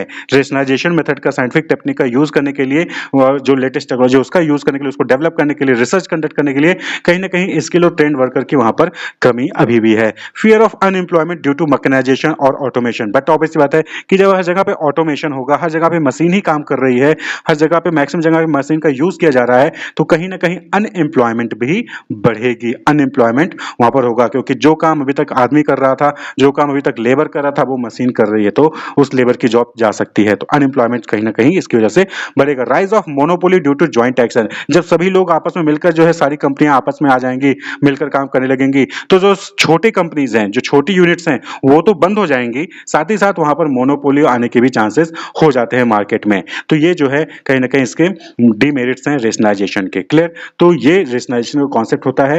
रेशनलाइजेशन का कहने का मतलब यही है कि साइंटिफिक मेथड का यूज करके, लॉजिकल टेक्निक का यूज करके जब आप डिसीजन मेकिंग करते हैं, बिजनेस को रन करते हैं, जिससे कि वेस्ट कम होता है, एफिशिएंसी इंक्रीज होती है, प्राइसेस लोअर होते हैं, प्रोडक्टिविटी बढ़ती है, कॉपरेशन बढ़ता है इंडस्ट्री में, तो उसी को हम रेशनलाइजेशन कहते हैं। रेशनलाइजेशन क्या होता है ये हमने लास्ट वीडियो में डिस्कस किया, उसकी meaning, definition, objective, merit, demerit, ये हमने लास्ट वीडियो में डिस्कस किया। तो रेशनलाइजेशन में क्या होता है कि यहाँ पर हम लॉजिकल और साइंटिफिक टेक्निक का यूज़ करते हैं वेस्ट और जो इनएफिशिएंसी है उसको एलिमिनेट करने के लिए। जॉइंट एक्शन लेते हैं इंडस्ट्री के विद इन, जो डिफरेंट फर्म्स होते हैं वो जॉइंट एक्शन लेते हैं जिससे कि उनकी जो प्रोडक्टिविटी है वो इंप्रूव हो, एफिशिएंसी जो है वो इंक्रीज हो। तो इसके लिए जो है डिफरेंट प्रिंसिपल्स दिए गए हैं रेशनलाइजेशन के। वो प्रिंसिपल कौन कौन से हैं जिसको फॉलो करना चाहिए वो हम यहाँ पर डिस्कस करेंगे। तो कुछ इंपॉर्टेंट प्रिंसिपल हैं रेशनलाइजेशन के। तो सबसे पहले आता है प्रिंसिपल ऑफ कॉम्बिनेशन। यहाँ पे कोई सीरीज नहीं है, हम सबसे पहले प्रिंसिपल ऑफ कॉम्बिनेशन को देखेंगे। जो डिफरेंट प्रिंसिपल हैं उनमें से सबसे पहले हम यहाँ पर डिस्कस कर रहे हैं प्रिंसिपल ऑफ कॉम्बिनेशन। तो कॉम्बिनेशन का मतलब हो गया यहाँ पर कि आप जो छोटे छोटे फर्म्स हैं वो किसी दूसरे फर्म्स के साथ मर्ज कर जाएं, एक्वायर कर लें। Merger and acquisition. कॉम्बिनेशन का मतलब है मिलकर काम करना। तो इंडस्ट्री के अंदर जो डिफरेंट फर्म्स हैं वो आपस में मिलकर एक साथ लोगों को एक साथ जो है काम करें, एक साथ जो है अपने प्रोडक्शन का वहां पर जो है प्रोडक्शन टेक्नोलॉजी का इस्तेमाल करें, डिस्ट्रीब्यूशन चैनल का इस्तेमाल करें, तो उसी को कॉम्बिनेशन कहा जाता है। तो अगर एक साथ मिलकर काम करेंगे सभी जो फर्म्स हैं तो इससे क्या होगा, इससे उनकी प्रोडक्टिविटी बढ़ेगी, लार्ज स्केल प्रोडक्शन होगा और डिस्ट्रीब्यूशन भी आसानी से होगा। The integration of different type of inefficient and weak unit of for enjoying the economy of large scale production and distribution. तो यहाँ पर कहने का मतलब क्या हो गया प्रिंसिपल कॉम्बिनेशन, कि यहाँ पर क्या हो गया कि यहाँ पर आप जो है जो डिफरेंट अदर फर्म्स हैं, अदर जो इनएफिशिएंट या फिर वीक यूनिट है उनके साथ आप मर्ज कर लीजिए। उनके साथ जब आप मर्ज कर लेंगे तो उनकी टेक्नोलॉजी आपकी टेक्नोलॉजी, उनका मैनेजमेंट आपका मैनेजमेंट जब मिलकर काम करेगा तो लार्ज स्केल पर प्रोडक्शन होगा, डिस्ट्रीब्यूशन भी जो है वो लार्ज स्केल पर होगा। तो कहीं ना कहीं एफिशिएंसी इंक्रीज होगी, कहीं ना कहीं जो वेस्टेज है वो डिक्रीज होंगे। क्लियर। तो एग्जांपल के तौर पे जैसे कि बर्गर चैन है, सपोज करिए, तो बर्गर कंपनी है जो बर्गर बनाती है वो जो है बर्गर मीट सप्लायर को अपना एक्वायर कर ले रही है। तो अब जो बर्गर कंपनी है उसने बर्गर मीट को जो है वहां पर एक्वायर कर लिया है तो उसका जो प्रोडक्शन है, डिस्ट्रीब्यूशन है, कहीं ना कहीं सही हो जाएगा, लार्ज स्केल प्रोडक्शन वहां पर होगा। इसी तरीके से नेक्स्ट आता है प्रिंसिपल ऑफ स्टैंडर्डाइजेशन। स्टैंडर्डाइजेशन का मतलब क्या हो गया कि यहां पर आप जो है एक फिक्स चीज क्रिएट करते हो, कंसिस्टेंट मेथड या फिर प्रोसीजर या फिर स्टैंडर्ड जो है वो आप क्रिएट करते हो किसी भी प्रोडक्ट को बनाने का, किसी भी सर्विस को प्रोवाइड करने का। हाई क्वालिटी प्रोडक्ट और हाई क्वालिटी सर्विस प्रोवाइड करने के लिए आप जो है कंसिस्टेंट मेथड, प्रोसीजर, स्टैंडर्ड जो है वहां पर आप तैयार करते हो। कंसिस्टेंट का मतलब हो गया कि नॉट चेंजिंग, यानी कि आपने एक कस्टमर को जो सर्विस दी है सेम उसी तरीके से दूसरे कस्टमर को सर्विस देते हो तो वो कंसिस्टेंट हो गया। लेकिन एक कस्टमर को जो आपने सर्विस दी सेम वही सर्विस दूसरे कस्टमर को देना है लेकिन दूसरे तरीके से दे तो वो कंसिस्टेंट नहीं हो गया। तो स्टैंडर्डाइजेशन का मतलब कि फिक्स होना चाहिए। जो भी प्रोसेस है, जो भी मेथड है, जो भी स्टैंडर्ड है प्रोडक्ट को क्रिएट करने का, सर्विस को प्रोवाइड करने के लिए, वो स्टैंडर्ड होना चाहिए, वहां पर फिक्स होना चाहिए। जब चीजें स्टैंडर्ड होती हैं तो वहां पर आप जो है ज्यादा डाइवर्जन नहीं होता, ज्यादा डाइवेट नहीं होते हो और इससे क्या होता है कि सेम क्वालिटी का प्रोडक्ट जो है आप हमेशा कस्टमर को प्रोवाइड करते हो। वरना क्या होगा कि आपने एक अगर स्टैंडर्डाइजेशन नहीं होगा तो एक बार तो कस्टमर को अच्छा प्रोडक्ट मिल गया, वहीं आपने वही दूसरा प्रोडक्ट दिया दूसरे कस्टमर को तो वहां पे उसको अच्छी क्वालिटी का प्रोडक्ट नहीं मिला क्योंकि कंपनी में स्टैंडर्डाइजेशन नहीं था। तो principle of standardisation, according to this principle quality and standard of the goods to be maintained so that it will generate more sales and reduce advertising. भाई जब आपका प्रोडक्ट स्टैंडर्डाइज होगा तो आप एक ही बार एडवर्टाइज करिए, बार बार आपको एडवर्टाइज करने की जरूरत नहीं क्योंकि सेम क्वालिटी का प्रोडक्ट आप जो है सभी को वहां पर प्रोवाइड कर रहे हो। मेथड हो गया कंपनी में काम करने का, प्रोसीजर हो गया प्रोडक्ट को बनाने का, स्टैंडर्ड्स हो गए, ये सब क्या है, ये कंसिस्टेंट होने चाहिए, चेंज नहीं होने चाहिए, फिक्स होना चाहिए आपके यहाँ पर वर्किंग स्टाइल। जब फिक्स होगा तो जो फालतू के वेस्टेज होते हैं वो भी बचेंगे, एफिशिएंसी इंक्रीज होगी, प्रोडक्टिविटी इंक्रीज होगी और अच्छे क्वालिटी का प्रोडक्ट होगा तो सेल्स भी इंक्रीज करेगा और जो है वहां पर प्रोडक्ट प्रॉफिट भी इंक्रीज करेगी। क्लियर। जैसे कि अब अकाउंटिंग में है, अकाउंटिंग डिपार्टमेंट में जो स्टेटमेंट हम तैयार करते हैं एनुअल फाइनेंशियल स्टेटमेंट, तो वहां पर क्या है, एक फिक्स स्टैंडर्ड है कि किसके अकॉर्डिंग जो है वो अकाउंटिंग जो फाइनेंशियल स्टेटमेंट वो आपको बनाना है। That is generally accepted accounting principle, GAAP, gap जिसको हम कहते हैं। तो कंपनी क्या करती है, कंपनी इसी प्रिंसिपल को फॉलो करती है। जो भी फाइनेंशियल स्टेटमेंट होते हैं, बैलेंस शीट होती है, ट्रायल एंड बैलेंस होते हैं, जो भी चीजें हैं वो अकाउंटिंग से रिलेटेड वो जो चीजें बनाई जाती हैं वो इस प्रिंसिपल के अकॉर्डिंग ही जो है वो बनाते हैं। तो जब इस प्रिंसिपल के अकॉर्डिंग बनाएंगे तो सभी की चीजें क्या होंगी, स्टैंडर्डाइज होंगी, एक जैसा होगा और वहां पर ज्यादा डेविएशन नहीं देखने को मिलेगा। क्लियर। इसी तरीके से नेक्स्ट जो प्रिंसिपल है that is principle of specialisation. यहाँ पर देखिए स्पेशलाइजेशन का दो मतलब है। एक तो हो गया कि जो एम्प्लॉय हैं उनको उनके स्पेशलाइजेशन के अकॉर्डिंग जो है आप डिवीजन करिए, which needs division of labour based on their efficiency and knowledge so that best possible use of available resources can be possible. एक बंदा है जिसको फाइनेंस की नॉलेज है, एक एम्प्लॉय है जिसको मार्केटिंग की नॉलेज है। तो स्पेशलाइज यानी कि मार्केटिंग डिपार्टमेंट क्रिएट करिए, फाइनेंस डिपार्टमेंट क्रिएट करिए, और जिस बंदे को फाइनेंस की नॉलेज है उसको फाइनेंस डिपार्टमेंट में रखिए, जिसको मार्केटिंग की नॉलेज है उसको मार्केटिंग डिपार्टमेंट रखिए। इससे क्या होगा कि आप फुल यूटिलाइजेशन कर सकेंगे उस कैपेसिटी को, उस एम्प्लॉय के ह्यूमन रिसोर्स को। अब मार्केटिंग के बंदे को फाइनेंस में रखा है, फाइनेंस के बंदे को एचआर में रखा है, तो इससे क्या होगा, इससे जो है आप स्पेशलाइजेशन वहां पर नहीं होगा, और इससे क्या होगा कि आप सही तरीके से अपने एम्प्लॉय को, अपने एचआर को आप इस्तेमाल नहीं कर पाएंगे, और कहीं ना कहीं फिर एफिशिएंसी डिक्रीज होगी और प्रोडक्टिविटी डिक्रीज होगी। फाइनेंस की नॉलेज है, मैं फाइनेंस में अच्छा परफॉर्म कर सकता हूं, मुझे आप मार्केटिंग का काम दे तो मैं अच्छा परफॉर्म नहीं कर पाऊंगा। तो ये चीज होती है स्पेशलाइजेशन। इसी तरीके से कंपनी के पॉइंट ऑफ व्यू से बात करें तो कंपनी को, जो फर्म है, जो एंटरप्राइज है, उसको भी जो है लिमिटेड नंबर ऑफ प्रोडक्ट पे फोकस करना चाहिए। क्लियर। स्पेशलाइजेशन का मतलब क्या हो गया कि आप सिर्फ एक प्रोडक्ट बना रहे हो, आप कोई एक प्रोडक्ट लाइन का प्रोडक्ट तैयार कर रहे हो, बाकी चीजों पे आप ध्यान ही नहीं दे रहे होते। ये भी क्या है, स्पेशलाइजेशन है। Involves focusing on a limited number of product और services to increase efficiency and productivity. मैं जो है साबुन भी बनाऊंगा, मैं जो है डिटर्जेंट भी बनाऊंगा, मैं जो है बच्चे के लिए कपड़े बनाऊंगा, मैं जो है साइकिल बनाऊंगा। नहीं, आप ऐसा मत करिए। आप कोई एक प्रोडक्ट जो है वहां पर सिलेक्ट करिए और उस प्रोडक्ट पर फोकस करिए कि आप साइकिल बना रहे हैं तो सिर्फ साइकिल बनाने वाले फोकस करिए। आप अगर सोप बना रहे हैं तो सिर्फ सोप बनाने वाले सोप बनाने पर ही फोकस करिए, बाकी प्रोडक्ट पर ध्यान मत दीजिए। तो ये हो गया प्रिंसिपल ऑफ स्पेशलाइजेशन। क्लियर। तो एचआर को उसकी नॉलेज के अकॉर्डिंग, उसकी कैपेबिलिटी के अकॉर्डिंग जो है वहां पर वर्क प्रोवाइड करिए, ये भी स्पेशलाइजेशन हुआ। और वहीं पर कंपनी भी जो है किसी एक प्रोडक्ट लाइन पर फोकस करे तो वो भी क्या हो गया, स्पेशलाइजेशन हो गया। क्लियर। जैसे कि फर्नीचर कंपनी है, तो फर्नीचर कंपनी जो है सभी टाइप के फर्नीचर बनाने पे फोकस ना करके, बल्कि वो जो है सिर्फ सोफा बनाए या फिर सिर्फ बेड बनाए, इस तरीके से जो है एक प्रोडक्ट को वो जो है वहां पर सिलेक्ट कर ले और उसी को बनाए। ये नहीं कि सोफा भी बना रही है, चेयर भी बना रही है, टेबल भी बना रही है, बेड भी बना रही है। नहीं, आप फर्नीचर कंपनी हो, अगर आप जो है सही से, आपकी प्रोडक्टिविटी अच्छी नहीं है तो आप पहले स्पेशलाइजेशन लेके आइए, आप पहले सोफा पे फोकस करिए। आपने बहुत सारे ऐसे एग्जांपल देखे होंगे जो कंपनी है वो पहले सिर्फ किसी एक प्रोडक्ट के लिए आइडेंटिफाई की जाती है, यानी कि आप उस ब्रांड का नाम लेंगे तो कोई एक प्रोडक्ट ही आपका नाम आएगा। हालांकि आप जो है वो बहुत सारे मल्टीपल प्रोडक्ट बना रहे होगी, लेकिन उसके नाम को अगर आप लेंगे तो एक ही प्रोडक्ट पहले दिमाग में आता है कि हाँ, ये कंपनी इस प्रोडक्ट के लिए फेमस है। उसके बाद जैसे कंपनी ग्रो करती है, धीरे धीरे जो है दूसरे मार्केट में दूसरे प्रोडक्ट को भी बनाना स्टार्ट करती है। जैसे कि सैमसंग का नाम लीजिए, तो सैमसंग नाम लेने पे लगता है कि हाँ, ये मोबाइल बनाने वाली कंपनी है, मोबाइल ही दिमाग में आता है, लेकिन सैमसंग अब जो है मोबाइल के बाद और भी चीजें, प्रोडक्ट जो है वो बनाती है। इसी तरीके से जो नेक्स्ट है, that is principle of simplification. Simplification का मतलब होता है कि जो प्रोसेस है, जो भी काम करने का प्रोसीजर है, उसको सिंप्लीफाई करिए, ज्यादा कॉम्प्लिकेट करने की जरूरत नहीं है। और जो वेस्टफुल और नॉन वैल्यू एडिंग एक्शंस हैं उनको आप हटाइए, एलिमिनेट करिए। फालतू के काम क्यों करना है, चीजों को सिंपल रखिए। काम को, जो भी प्रोसेस है, जो भी रूल है, रेगुलेशन है, उनको सिंपल रखना है। क्लियर। तो दैट इज एलिमिनेट वेस्टफुल और non value adding action, simplification. तो जब आप स्टैंडर्डाइजेशन करते हैं, स्पेशलाइजेशन करते हैं, तो कहीं ना कहीं सिंप्लीफिकेशन काम का वहां पर आसानी से हो जाता है। जब आपको पता है कि इस स्टैंडर्ड के अकॉर्डिंग आपको फाइनेंशियल स्टेटमेंट बनाना है, तो आप उस स्टैंडर्ड के अकॉर्डिंग फाइनेंशियल स्टेटमेंट बनाएंगे, वहां पर कोई डाउट नहीं होगा, काम आसान रहेगा। आप जिगली प्रिंसिपल जो कहता है उसके अकॉर्डिंग जो है आप वहां पर फाइनेंशियल स्टेटमेंट तैयार कर देते हैं। क्लियर। जो प्रोडक्ट बनाने का स्टैंडर्ड है, उस प्रोडक्ट बनाने के स्टैंडर्ड के अकॉर्डिंग आप वहां पर प्रोडक्ट बना रहे हो, आपको अपना कोई ज्यादा दिमाग लगाने की जरूरत है ही नहीं। क्लियर। तो जब स्टैंडर्डाइजेशन और स्पेशलाइजेशन होता है तो काम में वहां पर ऑटोमेटिकली सिंप्लीफिकेशन आ जाता है, चीजें सिंपल हो जाती हैं। And this leads to higher production with lesser cost and ensure increased sale of each variety of product. जिसकी वजह से क्या होता है, जब चीजें स्टैंडर्डाइज होंगी, स्पेशलाइजेशन होगा, सिंप्लीफिकेशन होगा, वेस्टफुल और नॉन वैल्यू एडिंग एक्शन वहां पर नहीं होगा, तो प्रोडक्टिविटी बढ़ेगी, प्रोडक्शन बढ़ेगा, कॉस्ट कम आएगी और सेल्स जो है वो इंक्रीज करेगा। क्लियर। वहीं पर जो नेक्स्ट प्रिंसिपल है, that is principle of mechanisation. Mechanisation का मतलब है यहाँ पर कि ह्यूमन लेबर को कम करिए और मशीन का यहाँ पर इस्तेमाल ज्यादा करिए। According to principle of mechanisation, human labour should be replaced by machine. और ये कहीं ना कहीं डीमेरिट है रेशनलाइजेशन का, क्योंकि इसकी वजह से, जो मैकेनाइजेशन है, इसकी वजह से क्या हो रहा है कि अनएम्प्लॉयमेंट बढ़ रही है, लोगों की जॉब जा रही है, लोगों को नौकरी नहीं मिल रही है, क्योंकि अब जो मैक्सिमम काम है वो मशीन के द्वारा हो जा रहा है, लेबर की रिक्वायरमेंट वहां पर कम पड़ती है। तो मैकेनाइजेशन का प्रिंसिपल रेशनलाइजेशन के पॉइंट ऑफ व्यू से कहता है कि ह्यूमन लेबर को जो है वो उसको रिप्लेस करिए मशीन से। Mechanisation further leads to automation which increase the speed and efficiency of production. अब मैकेनाइजेशन में क्या होता है कि आप वहां पर सारा काम और मशीन से कर रहे हो, तो मशीन से क्या होता है, ऑटोमेशन होता है। यहाँ पर आपने प्रोडक्ट को, रॉ मटेरियल का रखा, वहां वो फिनिश गुड्स बनकर तैयार होकर निकल जा रहा है। तो यहाँ पर जो बीच में सारी एक्टिविटी जो इसमें ह्यूमन लेबर लगते थे वो हट गए, प्लस जो है वहां पर जो टाइम लगता था ह्यूमन को एक स्टेशन से दूसरे स्टेशन सामान लेके जाना, दूसरे से तीसरे स्टेशन सामान लेके जाना, इन सब चीजों का भी वहां पर टाइम टाइम जो है खत्म हो गया। तो इससे क्या हो गया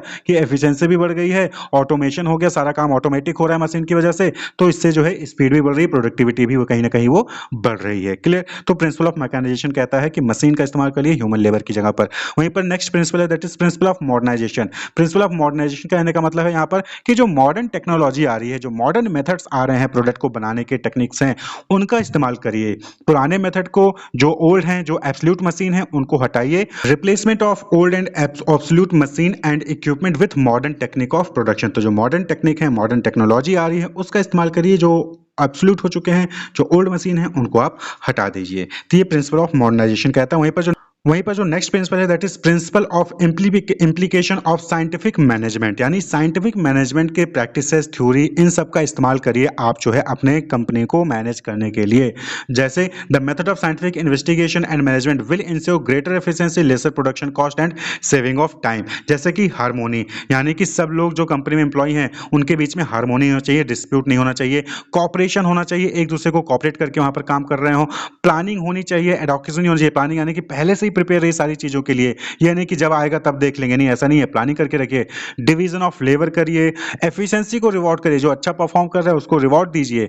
360 डिग्री अप्रेजल होना चाहिए, नहीं कि आपके अकॉर्डिंग जो अच्छा लग रहा है, नहीं, अप्रेजल वहां पर फेयर होना चाहिए और इक्विटेबल होना चाहिए। स्केलर चेन होना चाहिए, साइंटिफिक सिलेक्शन होना चाहिए एम्प्लॉय का, ये नहीं कि आपको जो पसंद आया आपने उसको रख लिया, नहीं, जो है नॉलेज, उसकी कैपेसिटी, उसकी कैपेबिलिटी को चेक करिए, उसके बाद ही उसको सिलेक्ट करिए, ट्रेनिंग प्रोवाइड करिए प्रॉपर्ली। तो साइंटिफिकली जो है मैनेज करिए अपने कंपनी को, अपने ऑर्गेनाइजेशन को। तो that is principle of implication of scientific management. तो ये जो है रेशनलाइजेशन के कुछ प्रिंसिपल्स थे जो कि ध्यान में रखने चाहिए अगर आप जो है अपने यहाँ पर जो वेस्ट हैं, जो इनएफिशिएंसीज हैं, उसको हटाना चाहते हैं, वेस्ट को एलिमिनेट करना चाहते हैं। क्लियर। तो रेशनलाइजेशन का मतलब रेशनल तरीके से डिसीजन मेकिंग लीजिए, लॉजिकली जो है वहां पर साइंटिफिकली मेथड का यूज करके जो है डिसीजन लीजिए, मैनेज करिए अपने ऑर्गेनाइजेशन को।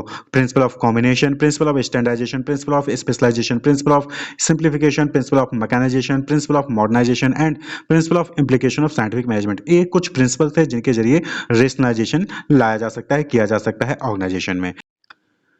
Difference between rationalisation and nationalisation. देखिए रेशनलाइजेशन क्या होता है, इसको हमने ऑलरेडी इन डिटेल डिस्कस कर रख लिया है कि meaning, definition, merit, demerit, objective और इसके प्रिंसिपल्स क्या होते हैं।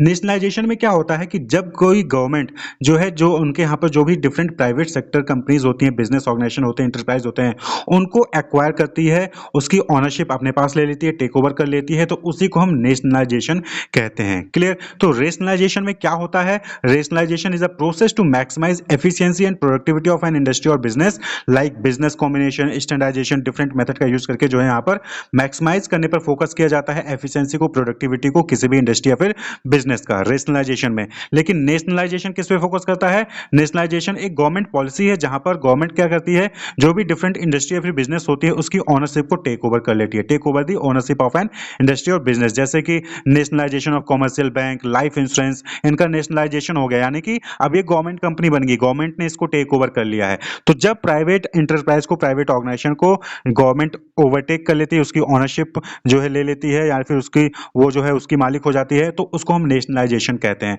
रेशनलाइजेशन यहाँ पर जो है बिजनेस को, जो वेस्ट है बिजनेस में, उसको कैसे एलिमिनेट किया जाए, कैसे प्रोडक्टिविटी को बढ़ाया जाए, कैसे एफिशिएंसी को बढ़ाया जाए, उस पर फोकस किया जाता है। नेशनलाइजेशन में किस पे फोकस किया जा रहा है, जो प्राइवेट कंपनीज हैं, प्राइवेट ऑर्गेनाइजेशन है, उनको टेक ओवर कर ले गवर्नमेंट, तो उसको नेशनलाइजेशन कहते हैं। क्लियर। तो main focus is to maximise efficiency and productivity. वहीं पर नेशनलाइजेशन में क्या होता है, not necessarily increase efficiency and productivity. तो नेशनलाइजेशन में जरूरी नहीं है कि वो एफिशिएंसी और प्रोडक्टिविटी को इंक्रीज करने के लिए फोकस करें, बल्कि नेशनलाइजेशन में होता है कि गवर्नमेंट जो है उसको टेक ओवर कर लेती है कंपनी को। क्लियर। वहीं पर rationalisation attempts to remove causes of waste and inefficiency. तो रेशनलाइजेशन में क्या होता है कि जो भी कॉजेज हैं वेस्ट के या फिर इनएफिशिएंसी के, जो भी कॉजेज होते हैं बिजनेस या फिर इंडस्ट्री में, उसको रिमूव करने पे जो है कोशिश की जाती है। नेशनलाइजेशन में क्या होता है, object to stop evil of monopoly of private sector industries, यानी कि जो मोनोपोली हो जाती है प्राइवेट सेक्टर की मार्केट में, उसको हटाने के लिए गवर्नमेंट क्या करती है, उसको टेक ओवर कर लेती है। तो यहाँ पर जो फोकस होता है नेशनलाइजेशन का, वो मोनोपोली को रिमूव करने पर होता है। वहीं पर रेशनलाइजेशन में वेस्टेज और इनएफिशिएंसी होती है, उसको रिमूव करने पर होता है। Rationalisation used in both private as well as public sector enterprise. तो रेशनलाइजेशन है यानी कि लॉजिकल और साइंटिफिक मेथड से जो है वेस्ट को, इनएफिशिएंसी को एलिमिनेट करना है, प्रोडक्टिविटी को इंक्रीज करना है, एफिशिएंसी को इंक्रीज करना है, तो वो प्राइवेट और पब्लिक सेक्टर दोनों में ही यूज होता है। लेकिन नेशनलाइजेशन में क्या होता है, take take place only of private sector enterprise. तो नेशनलाइजेशन किसका होगा भाई? गवर्नमेंट कंपनी कौन बनेगी? जो ऑलरेडी प्राइवेट है, तो प्राइवेट का ही नेशनलाइजेशन हो सकता है। क्लियर? अगर पब्लिक कंपनी है यानी गवर्नमेंट कंपनी है, उसको जो है प्राइवेट सेक्टर में कन्वर्ट किया जा रहा है, तो उसको हम नेशनलाइजेशन नहीं कहते हैं। क्लियर? उसको प्राइवेटाइजेशन कहते हैं। नेशनलाइजेशन यानी कि प्राइवेट सेक्टर का गवर्नमेंट कंपनी द्वारा परचेज किया जाना, गवर्नमेंट कंपनी द्वारा टेक ओवर लेना, ओनरशिप लेना, उसको नेशनलाइजेशन कहते हैं। पब्लिक कंपनी या फिर गवर्नमेंट कंपनी है, उसको प्राइवेट कंपनी में कन्वर्ट किया जाता है, उसको प्राइवेटाइजेशन कहते हैं। और रेशनलाइजेशन क्या हो गया? जहां पर हम कोशिश करते हैं, रिमूव करते हैं जो भी वेस्ट होता है, जो भी इनएफिशिएंसी होता है साइंटिफिकली और लॉजिकली।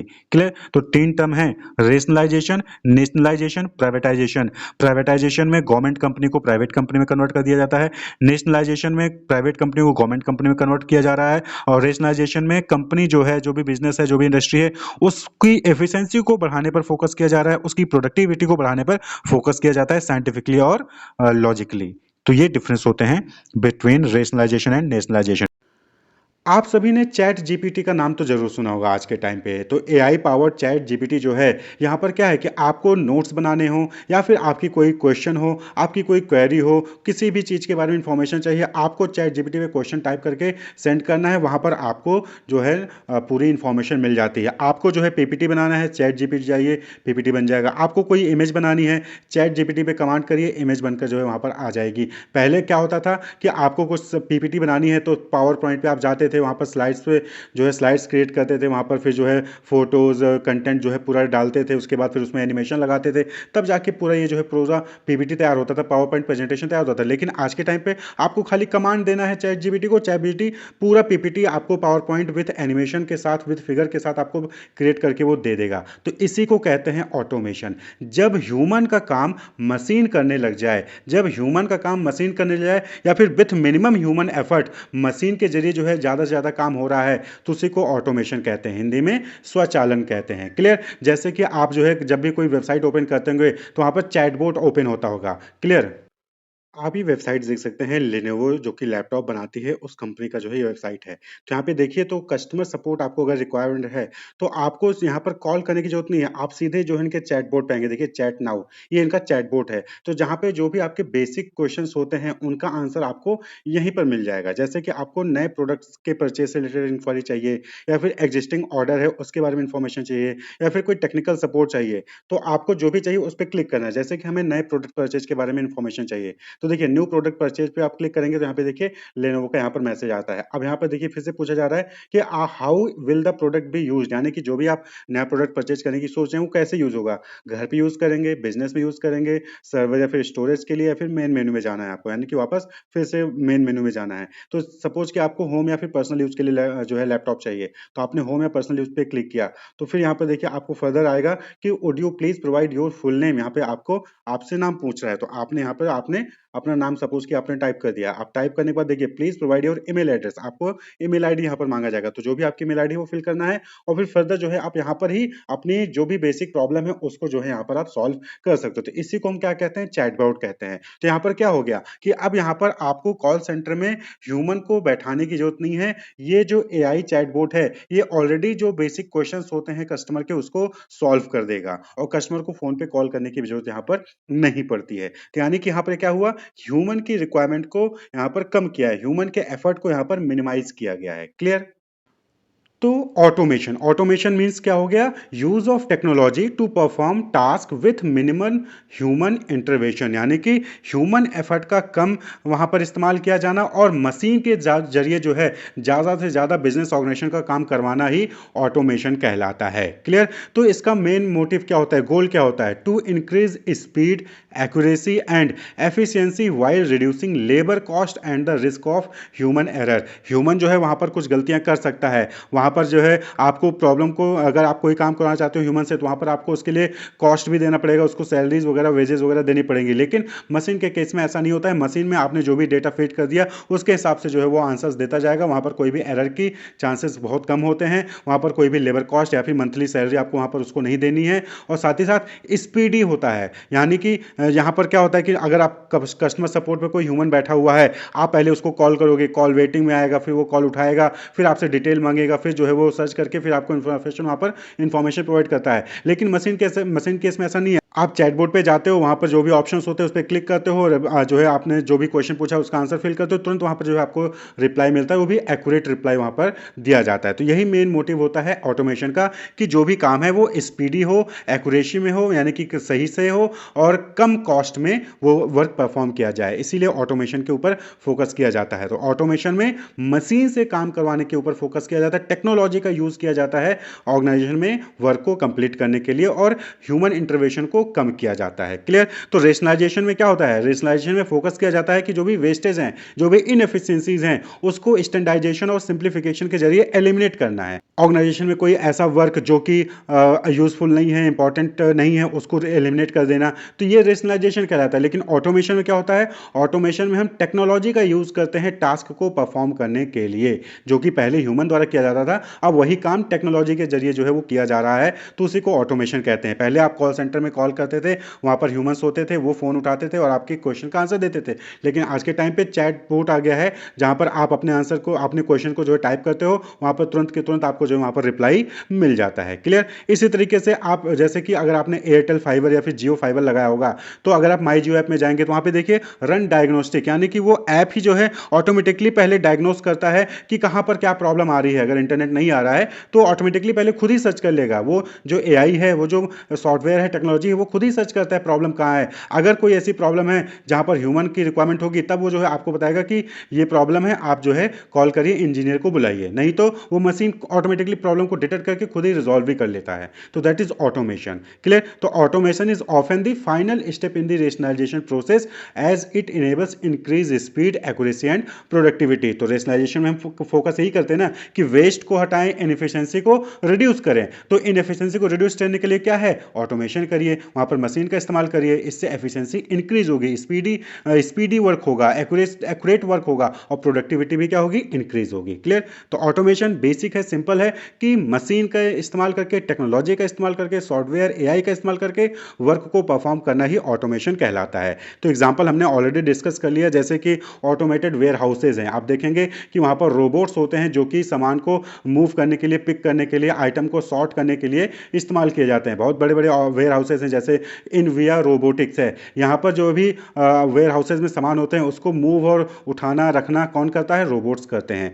एआई ड्राइवन सॉफ्टवेयर्स हैं जो कि कोई भी रिडंडेंसीज है आईटी सिस्टम में, उसको खुद ही रिजॉल्व कर लेते हैं। एआई ड्राइवन सॉफ्टवेयर, जैसे देखते होंगे कि लैपटॉप है, सॉफ्टवेयर है, उसमें कोई वायरस आ गया तो उस एंटीवायरस जो है वो एंटीवायरस खुद ही उसको डिटेक्ट करके खुद ही उसको रिमूव भी कर देता है। ठीक है? यहाँ पे किसी ह्यूमन की रिक्वायरमेंट पड़ी नहीं, सॉफ्टवेयर था, उसने खुद ही जो है प्रॉब्लम को आइडेंटिफाई किया और उसको फिर रिजॉल्व भी कर देता है। क्लियर? एआई ड्राइवन सॉफ्टवेयर, जो कि चैट जीपीटी की बात कर रहे हैं हम, चैट जीपीटी में क्या होता है कि आप जो है वहां पर पीपीटी बनाने का कमांड देते हो, पीपीटी पूरा तैयार करके जो है एनिमेशन के साथ जो है पूरा वो आपको पूरा का पूरा वीडियो जो है वो बनाकर दे देता है। क्लियर? ऑटोमेटेड डेटा एंट्री है, कस्टमर सर्विस चैटबॉट जो कि हमने बताया, सिरी है, एलेक्सा है। आप देखिए, आप कमांड दीजिए, वो जो है पूरा काम परफॉर्म करते हैं, सिरी और एलेक्सा।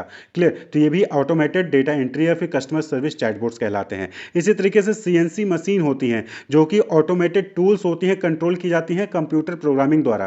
कंप्यूटर प्रोग्रामिंग द्वारा सीएनसी मशीन को जो है कंट्रोल किया जाता है, जिसका इस्तेमाल कटिंग के लिए, ड्रिलिंग के लिए, माइलिंग के लिए जो है इस्तेमाल किया जाता है। और ये बहुत प्रिसाइजन के साथ और कंसिस्टेंसी के साथ जो है कटिंग, ड्रिलिंग का काम करती हैं। कोई भी जो है छोटा सब्सटेंस उसको कट करना है और बहुत ही डिटेल के साथ जो है इसको कट करना है, तो सीएनसी मशीन का वहां पर इस्तेमाल किया जाता है। तो ये कुछ ऑटोमेशन के एग्जांपल है जो कि बिजनेस ऑर्गेनाइजेशन में इस्तेमाल किए जा रहे हैं। क्लियर? तो अगर हम कैरेक्टरिस्टिक्स या फिर फीचर्स की बात कर लें तो सबसे पहला क्या हो गया? Reduce human effort.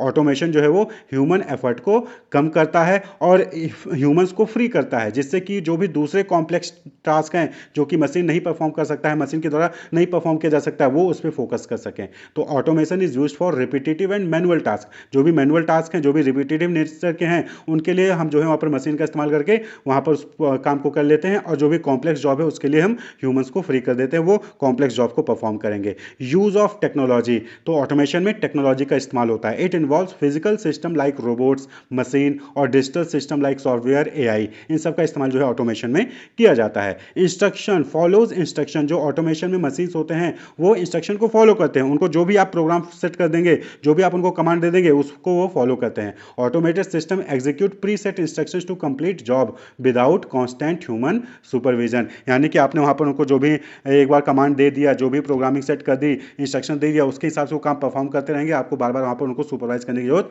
नहीं होती है। इसी तरीके से इम्प्रूव परफॉर्मेंस, ये जो ऑटोमेशन है ये परफॉर्मेंस को भी इम्प्रूव करता है, स्पीडी जो है काम हो रहा है, ठीक है, और बहुत ही अच्छे से बिना किसी एरर के जो है वहाँ पर काम होता है, क्वालिटी जो है वो अच्छी होती है, कंपेयर करें अगर मैनुअली अगर किया गया होता उससे अच्छी क्वालिटी का जो है काम वो ऑटोमेशन के जरिए वहाँ पर मिल जाता है। तो ये कुछ कैरेक्टरिस्टिक्स है, फीचर्स हैं, या फिर कह लीजिए इंपॉर्टेंस है ऑटोमेशन के। मेथड ऑफ रेमुनरेशन, रेमुनरेशन का मतलब होता है a payment made to somebody for the work they have done. यानी कि अगर आपने किसी भी ऑर्गेनाइजेशन के लिए कोई काम किया है या फिर किसी पर्सन के लिए कोई काम किया है और उस काम के बदले आपको जब कोई पैसा मिलता है, कोई भी मनी मिलता है या सैलरी मिलता है या फिर वेजेस मिलता है, तो उसी को हम क्या कहते हैं, रेमुनरेशन कहते हैं। बहुत सारे एम्प्लॉयज़ जो है वो ऑर्गेनाइजेशन में काम करते हैं, गवर्नमेंट जॉब करते हैं, उसके बदले जो है उनको सैलरी मिलती है, वेजेस मिलता है, तो उसी को रेमुनरेशन कहा जाता है। तो मेथड ऑफ रेमुनरेशन यानी कि किस मेथड से, किन तरीकों से जो है लोगों को उनके काम के बदले पैसे दिए जाते हैं, किस रेट से दिए जाते हैं या फिर किस प्लान या किस सिस्टम से दिए जाते हैं, उसी को मेथड ऑफ रेमुनरेशन कहते हैं। तो ब्रॉडली यहाँ पर दो मेथड होते हैं रेमुनरेशन के। पहला है टाइम रेट सिस्टम या फिर टाइम रेट प्लान। यहाँ पे क्या होता है कि टाइम के अकॉर्डिंग जो है आपने कितना टाइम काम किया उसके अकॉर्डिंग जो है आपको रेमुनरेशन दिया जाता है। वहीं पे जो दूसरा इंपॉर्टेंट मेथड है that is peace rate system या फिर पीस रेट प्लान, जिसको हम पेमेंट बाय रिजल्ट भी कहते हैं। यानी कि आपने कितना प्रोडक्ट बनाया, कितना यूनिट डेवलप किया है, उसके अकॉर्डिंग जो है आपको वहाँ पे रेमुनरेशन दिया जाता है। इसके अलावा तीसरा इंपॉर्टेंट मेथड होता है इंसेंटिव स्कीम, और इसके अलावा और भी अदर स्कीम्स है जो कि टाइम रेट सिस्टम और पीस रेट सिस्टम का यूज़ करके ही जो है उनको डेवलप किया गया है। तो इंसेंटिव स्कीम भी टाइम रेट सिस्टम और पीस रेट सिस्टम पे ही डिपेंड करता है। ये पीस रेट सिस्टम या फिर पीस रेट प्लान मेथड को, तो ये मेथड ऑफ रेमुनरेशन है। तो देखिए यहाँ पे क्या होता है कि नाम से क्लियर कि पीस रेट यानी कि किसी भी एम्प्लॉय ने, वर्कर ने कितना पीस बनाया है उसके अकॉर्डिंग जो है उसको रेमुनरेट किया जाता है, उसके अकॉर्डिंग उसको सैलरी या फिर वेजेस दिए जाते हैं। तो employees are paid for the number of things produced और सर्विस रेंडर्ड। तो आपने कितना सर्विस जो है प्रोवाइड किया है या फिर आपने कितना चीज़ें प्रोड्यूस किया है, कितनी चीज़ें आपने प्रोड्यूस की हैं, उसके अकॉर्डिंग जो है यहाँ पे एम्प्लॉयज़ को जो है पैसे या फिर पेमेंट किया जाता है। द रेट इज़ फिक्स्ड पर पीस ऑफ वर्क। आपने कितना काम किया है उसके अकॉर्डिंग जो है यहाँ पे रेट फिक्स किया जाता है। आपने कितने घंटे काम किया है यहाँ पे रेट उसके अकॉर्डिंग फिक्स नहीं होता, यानी कि यहाँ पे टाइम को कंसिडर नहीं किया था। यहाँ पे कितना काम किया है, कितना यूनिट प्रोड्यूस किया है, उसके बेसिस पे जो है आपको यहाँ पे पेमेंट दिया जाता है। Does not consider the time taken to complete the work. जैसे कि टाइम रेट सिस्टम में होता है कि वहाँ पे टाइम के अकॉर्डिंग आपको जो है पेमेंट मिलता है, यहाँ पे जो है टाइम के अकॉर्डिंग आपको पेमेंट नहीं मिलता है। यहाँ पे टाइम को कंसीडर नहीं किया जाता है। यहाँ पे आपने कितना यूनिट प्रोड्यूस किया है, कितनी चीज़ें प्रोड्यूस की हैं, क्या सर्विस, कितनी सर्विसेज आपने प्रोवाइड की हैं, उसके अकॉर्डिंग जो है आपको यहाँ पर पेमेंट किया जाता है पीस रेट सिस्टम में। Preferred bye manufacturing unit, painting, construction. तो नॉर्मली इन सब जगहों पर जो है पीस रेट सिस्टम का यूज़ किया जाता है। मैन्युफैक्चरिंग यूनिट, कितना यूनिट आपने प्रोड्यूस किया उसके अकॉर्डिंग आपको पेमेंट मिलेगा। कंस्ट्रक्शन, आपने कितना चीज़ कंस्ट्रक्ट किया है उसके अकॉर्डिंग आपको जो है यहाँ पे जो है आप पेमेंट मिलेगा। कितनी पेंटिंग्स आपने की हैं उसके अकॉर्डिंग जो है आपको यहाँ पर पेमेंट मिल जाता है। तो यहाँ पे नॉर्मली जो है इसको प्रेफर किया जाता है। तो पीस रेट सिस्टम में नॉर्मली 4 अलग अलग मेथड होते हैं रेमुनरेशन के। तो सबसे पहला मेथड है स्ट्रेट पीस रेट, जिसको हम फ्लैट रेट पर पीस कहते हैं। तो यहाँ पे क्या होता है कि स्ट्रेट पीस रेट में कि एक पीस की रेट जो है वो फिक्स कर दी जाती है, उसके बाद फिर आपने जितना पीस प्रोड्यूस किया उसके अकॉर्डिंग आपको जो है वहाँ पे आपको पेमेंट मिल जाता है। तो स्ट्रेट पीस रेट में क्या हो जाता है, wage earn is equal to number of unit produced into rate per unit. आपने कितना यूनिट प्रोड्यूस किया इनटू कितना पर यूनिट रेट था, वो आप मल्टीप्लाई कर देंगे तो आपको जो है वेज अर्न आ जाएगा कि आपको कितना पैसा मिलेगा। फॉर एग्जाम्पल देखिए यहाँ पे कि a worker worked for 10 hours and produce 10 unit at the rate of ₹10 per unit. तो एक वर्कर है, उसने 10 घंटे काम किए, 10 घंटे काम करके उसने 10 यूनिट बनाया है और हर यूनिट का रेट क्या है, 10 रुपये है, यानी 10 रुपये पर यूनिट है। तो उसको कितना मिलेगा पीस रेट सिस्टम के स्ट्रेट पीस रेट मेथड के द्वारा। तो यहाँ पे सिंपल से क्या हो जाएगा, wage earn is equal to number of unit produce. तो नंबर ऑफ यूनिट प्रोड्यूस कितना है, 10, और रेट पर यूनिट कितना है, 10। तो 10 इंटू 10 इज इक्वल टू 100, यानी कि 100 रुपीज़ जो है उसको मिलेंगे 10 यूनिट प्रोड्यूस करने के लिए। क्लियर। तो इसको कहते हैं स्ट्रेट पीस रेट यानी फ्लैट रेट पर पीस, यानी कि 10 रुपये पर पीस है, आप जितना बनाओगे उसके अकॉर्डिंग आपको जो है वेज मिलेगा। वहीं पे जो नेक्स्ट मेथड है that is peace rate with graduated time rate. तो यहाँ पे क्या होता है कि यहाँ पे एक आपको गारंटी मिल जाती है कि कम से कम आपको इतना तो मिलना ही है। तो in this method minimum wage is guaranteed equal to time wage. तो यहाँ पे क्या होता है कि आपको जो मिनिमम वेज है वो मिल ही जाएगा। अगर आपने 10 घंटे काम किए तो कम से कम आपको 10 घंटे का वेज तो मिल ही जाएगा, यहाँ पे ये गारंटी होती है। तो यहाँ पे क्या होता है कि if the piece rate earning are less than the time wage worker will get time wage. यानी कि अगर आपका पीस रेट का अर्निंग कम है और टाइम वेज का अर्निंग ज़्यादा है तो आपको टाइम वेज दे दिया जाएगा। वहीं पे if the piece rate earning are higher than time wage, यानी कि पीस रेट की अर्निंग हायर है टाइम वेज के अकॉर्डिंग, तो वर्कर को क्या है, वर्कर को पीस रेट दे दिया जाएगा। यानी कि यहाँ पे पीस रेट और टाइम वेज में जो ज़्यादा होगा वो आपको मिल जाता है। तो that is called piece rate with graduated time rate. तो एग्जाम्पल हम देखते हैं तो आपको ज़्यादा क्लियरली यहाँ पे जो है क्लियर हो जाएगा। अब एग्जाम्पल के तौर पे समझिए कि time wage is set for a worker ₹10 per our. Time veg जो है वहाँ पे सेट कर दिया गया कि अगर कोई वर्कर है वो 10 घंटे काम करता है तो उसको पर घंटे 10 रुपये के हिसाब से दिए जाएंगे। ठीक है।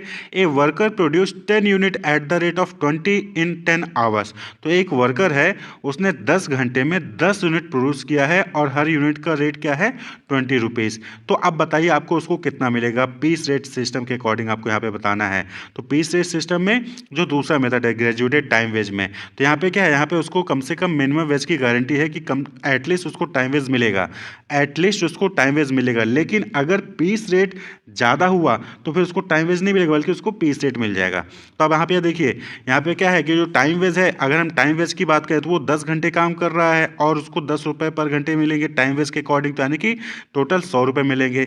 लेकिन अगर आप यहाँ पे देखेंगे पीस रेट के अकॉर्डिंग तो उसने 10 यूनिट बनाए हैं और हर यूनिट का दाम क्या है, 20 रुपये है। तो यानी कि वहाँ पे उसको पीस रेट के अकॉर्डिंग 200 मिलेगा। तो यहाँ पे क्या हो जाएगा, उसको पीस रेट के अकॉर्डिंग जो है पेमेंट किया जाएगा। क्यों? क्योंकि जो ज़्यादा होगा वो पेमेंट किया जाएगा। तो यहाँ पे पीस रेट की वैल्यू ज़्यादा है इसलिए उसको पीस रेट के अकॉर्डिंग 200 रुपीज़ मिल जाएंगे।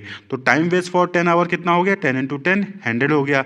और पीस रेट के अकॉर्डिंग उसकी वेज क्या हो जाएगी, 10 इंटू 20 200 हो जाएगा। तो यहाँ पे जो एम्प्लॉय है उसको क्या मिलेगा, उसको मिलेगा पीस रेट के अकॉर्डिंग जो यहाँ पे पेमेंट किया जाएगा। अगर यहीं पे पीस रेट कम होता और टाइम वेस्ट ज़्यादा होता तो उसको टाइम वेस्ट के अकॉर्डिंग पेमेंट किया जाता। क्लियर। तो ये जो है दूसरा मेथड है। Worker will get ₹200 for producing 10 units in 10 hour as per piece rate system. Clear. Next जो मेथड है, third method, that is Taylor differential piece rate method. तो ये भी क्या है, टेलर डिफरेंशियल, नाम से क्लियर है कि यहाँ पे डिफरेंस हो जाएगा।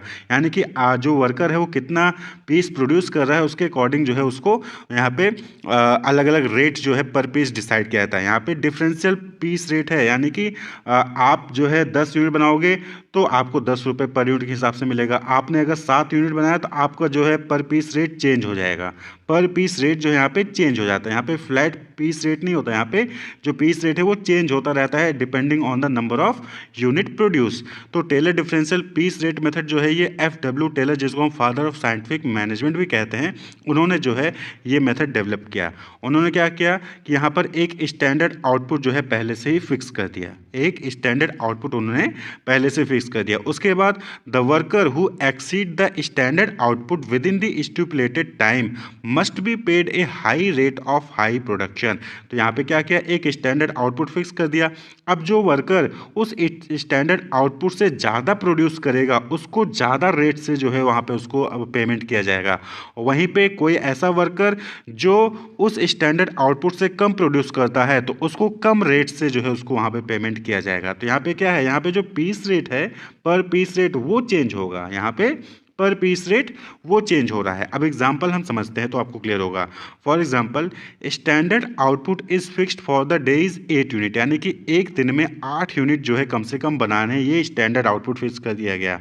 क्लियर, कि कम से कम एक दिन में आपको 8 यूनिट बनाने होंगे। क्लियर। द रेट ऑफ पे for worker producing standard unit और मोर इज ₹30। और वहाँ पे रेट क्या फिक्स कर दिया गया कि अगर कोई वर्कर 8 यूनिट या फिर उससे ज़्यादा बनाता है तो उसको ₹30 पर यूनिट के हिसाब से पेमेंट किया जाएगा। ₹30 पर यूनिट के अकॉर्डिंग जो है पेमेंट किया जाएगा अगर कोई भी वर्कर स्टैंडर्ड आउटपुट या उससे ज़्यादा बनाता है, यानी कि 8 या से ज़्यादा प्रोड्यूस करता है। वहीं पे अगर कोई वर्कर 8 से कम प्रोड्यूस करता है तो उस केस में जो रेट पर पीस होगा वो ₹25 हो जाएगा। तो देखिए डिफरेंशियल पीस रेट हो गया। डिफरेंशियल पीस रेट क्या हो गया, 8 है उससे ज़्यादा है तो ₹30 के हिसाब से मिलेगा, 8 से कम तो ₹25 के हिसाब से आपको जो यहाँ पे मिलेगा। तो अब आपको यहाँ पे बोल दिएगा कि calculate wage payment if output is 10, 8 and 7। तो यानी कोई वर्कर है वो जो है किसी दिन 10 यूनिट बनाता है, किसी दिन 8 यूनिट बनाता है, किसी दिन 7 यूनिट बनाता है, तो उसको बताइए कि क्या पेमेंट मिलेगा। तो अगर को जो वर्कर है अगर वो 10 यूनिट बनाता है तो 10 यूनिट क्या है, स्टैंडर्ड आउटपुट से ज़्यादा है। स्टैंडर्ड आउटपुट क्या है, 8 यूनिट है, 8 यूनिट से ज़्यादा प्रोड्यूस कर रहा है, 10 यूनिट प्रोड्यूस कर रहा है, तो यानी कि उसको जो पर पीस होगा वो क्या होगा, ₹30 होगा। तो 10 इंटू 30 यानी कि 300 मिल जाएगा अगर वो 10 यूनिट प्रोड्यूस करेगा। वहीं पे वही वर्कर अगर वो 8 यूनिट प्रोड्यूस करता है तो 8 यूनिट क्या है, वो भी स्टैंडर्ड आउटपुट है, 8 है, 8 से ज़्यादा के लिए ₹30 है। तो 8 यूनिट प्रोड्यूस कर रहा है तो भी उसको जो पर पीस रेट क्या होगा वो ₹30 होगा। तो 8 इंटू 30 यानी कि ₹240 यहाँ पे जो है उसको मिल जाएंगे। लेकिन अगर वर्कर 7 यूनिट प्रोड्यूस करता है तो 7 यूनिट क्या है, स्टैंडर्ड आउटपुट से कम आ गया, तो 7 यूनिट के केस में क्या होगा, जो पर पीस रेट होगा वो ₹25 हो जाएगा। तो इस केस में जो एम्प्लॉय है उसको ₹175 ही मिलेगा, 7 इंटू 25 तो ₹175 ही जो है वहाँ पे उसको मिलेगा। तो that is Taylor differential piece rate method. यहाँ पे क्या है कि जो पर पीस है वो वैल्यू चेंज हो जाएगी। एक स्टैंडर्ड सेट किया जाता है, उस स्टैंडर्ड से अबव अगर प्रोडक्शन करते हैं तो आपको हायर रेट पे मिलेगा, अगर उस स्टैंडर्ड से कम प्रोडक्शन करते हैं तो आपको लोअर रेट पे जो है आपको वहाँ पे पेमेंट मिलेगा। That is Taylor differential piece rate. Next जो मेथड है, fourth method, that is Merrick differential piece rate method. यहाँ पे क्या है, यहाँ पे 3 कैटेगरी में डिवाइड कर दिया गया है पेमेंट को। यहाँ पे नंबर ऑफ यूनिट से मतलब नहीं है, यहाँ पे परसेंटेज एफिशिएंसी के बेसिस पे जो है यहाँ पे मेजर किया जा रहा है। मेरिक डिफरेंशियल पीस रेट सिस्टम, यहाँ पे क्या है कि मेरिक ने 3 पीस रेट जो है सजेस्ट किए हैं जॉब के लिए। पहली चीज़ तो एक स्टैंडर्ड आउटपुट सेट कर दिया जाएगा, उसके बाद normal piece rate are paid when output is up to 83%, यानी कि जो स्टैंडर्ड आउटपुट है उस आउटपुट के अकॉर्डिंग अगर 83% तक किसी ने जो है प्रोड्यूस किया है, आउटपुट दिया है, तो उसको नॉर्मल पीस रेट के अकॉर्डिंग जो है पेमेंट किया जाएगा। वहीं पे कोई ऐसा वर्कर जिसने 83 से 100% तक का जो है प्रोडक्शन किया है, स्टैंडर्ड आउटपुट से कंपेयर करेंगे और 83 से 100% तक का आउटपुट किया है, तो उसको 110% ऑफ नॉर्मल पीस रेट जो है वहाँ पे दिया जाएगा। 110% नॉर्मल पीस रेट का 110% जो है उसको उसके अकॉर्डिंग जो है पेमेंट किया जाएगा। वहीं पे कोई ऐसा वर्कर जो 100% से एबव चला जाता है, यानी कि जो स्टैंडर्ड आउटपुट था उससे ज़्यादा प्रोड्यूस करता है, तो उसको 120% ऑफ नॉर्मल पीस रेट के अकॉर्डिंग पेमेंट किया जाएगा। तो यही 3 कैटेगरी यहाँ पे जो है मेरिक डिफरेंशियल पीस रेट में बताया गया है। 3 रेट क्या हो गया, पहली चीज़ कि 83% तक अगर आप प्रोडक्शन करते हैं, यानी कि जो स्टैंडर्ड आउटपुट है उसके 83% तक अगर आप प्रोडक्शन करते हैं तो आपको नॉर्मल पीस रेट मिल जाएगा। 83 से 100% तक अगर आप जो है प्रोडक्शन करते हैं स्टैंडर्ड आउटपुट से, तो 110% नॉर्मल पीस रेट का है 110% आपको मिलेगा। वहीं पे अगर आप 100% से ज़्यादा प्रोडक्शन करते हैं तो उस केस में आपको नॉर्मल पीस रेट का 120% आपको जो है दिया जाएगा। एग्जाम्पल हम देखते हैं तो आपको ज़्यादा क्लियर हो जाएगा। तो आप यहाँ पे सपोज करिए कि आपके सामने एक प्रॉब्लम है कि जो नॉर्मल पीस रेट है, यानी कि 83% तक जो है अगर प्रोडक्शन करता है कोई भी एम्प्लॉय, तो उस केस में ₹10 पर यूनिट के हिसाब से उसको पेमेंट मिलेगा। यहाँ पे जो है हाई टास्क जो है 40 यूनिट पर वीक कर दिया, यानी कि एक वीक में एटलीस्ट 40 यूनिट बनाने हैं, ये स्टैंडर्ड हो गया। क्लियर, ये क्या हो गया, स्टैंडर्ड हो गया कि एक हफ्ते में 40 यूनिट प्रोड्यूस करने हैं। अब यहाँ पे आउटपुट फॉर द वीक, यहाँ पे वीक का आउटपुट बताया गया है कि जो एम्प्लॉय ए है वो एक वीक में 32 यूनिट प्रोड्यूस करता है, जो एम्प्लॉय बी है वो एक वीक में 37 यूनिट प्रोड्यूस करता है, और जो एम्प्लॉय सी है वो एक वीक में 42 यूनिट प्रोड्यूस करता है। जो स्टैंडर्ड है वो क्या है, that is 40 unit per week. Employee 32 unit बना रहा है, एम्प्लॉय बी 37 यूनिट बना रहा है और एम्प्लॉय सी 42 यूनिट बना रहा है, और जो नॉर्मल पीस रेट है वो क्या है, ₹10 है।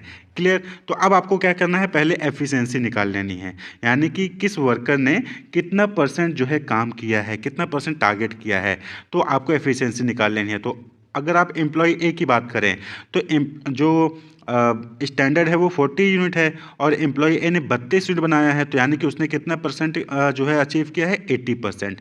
एम्प्लॉय बी का देखें तो एम्प्लॉय बी ने 37 यूनिट प्रोड्यूस किया, स्टैंडर्ड क्या था, 40 यूनिट था, तो उसका कितना काम हुआ, 92.5% उसने अचीव किया। और एम्प्लॉय सी की बात करें तो स्टैंडर्ड 40 यूनिट था और एम्प्लॉय सी ने 42 यूनिट प्रोड्यूस किया, यानी कि उसने 100% से भी ज़्यादा किया, यानी कि 105% जो है उसने प्रोड्यूस किया है। तो ये आपने एफिशिएंसी निकाल लिया। तो अब जो आपने मेरिट का डिफरेंशियल पीस रेट सिस्टम देखा था, वहाँ पे क्या था कि 83% तक है तो नॉर्मल पीस रेट तक, नॉर्मल पीस रेट के अकॉर्डिंग उसको पेमेंट कर दीजिए।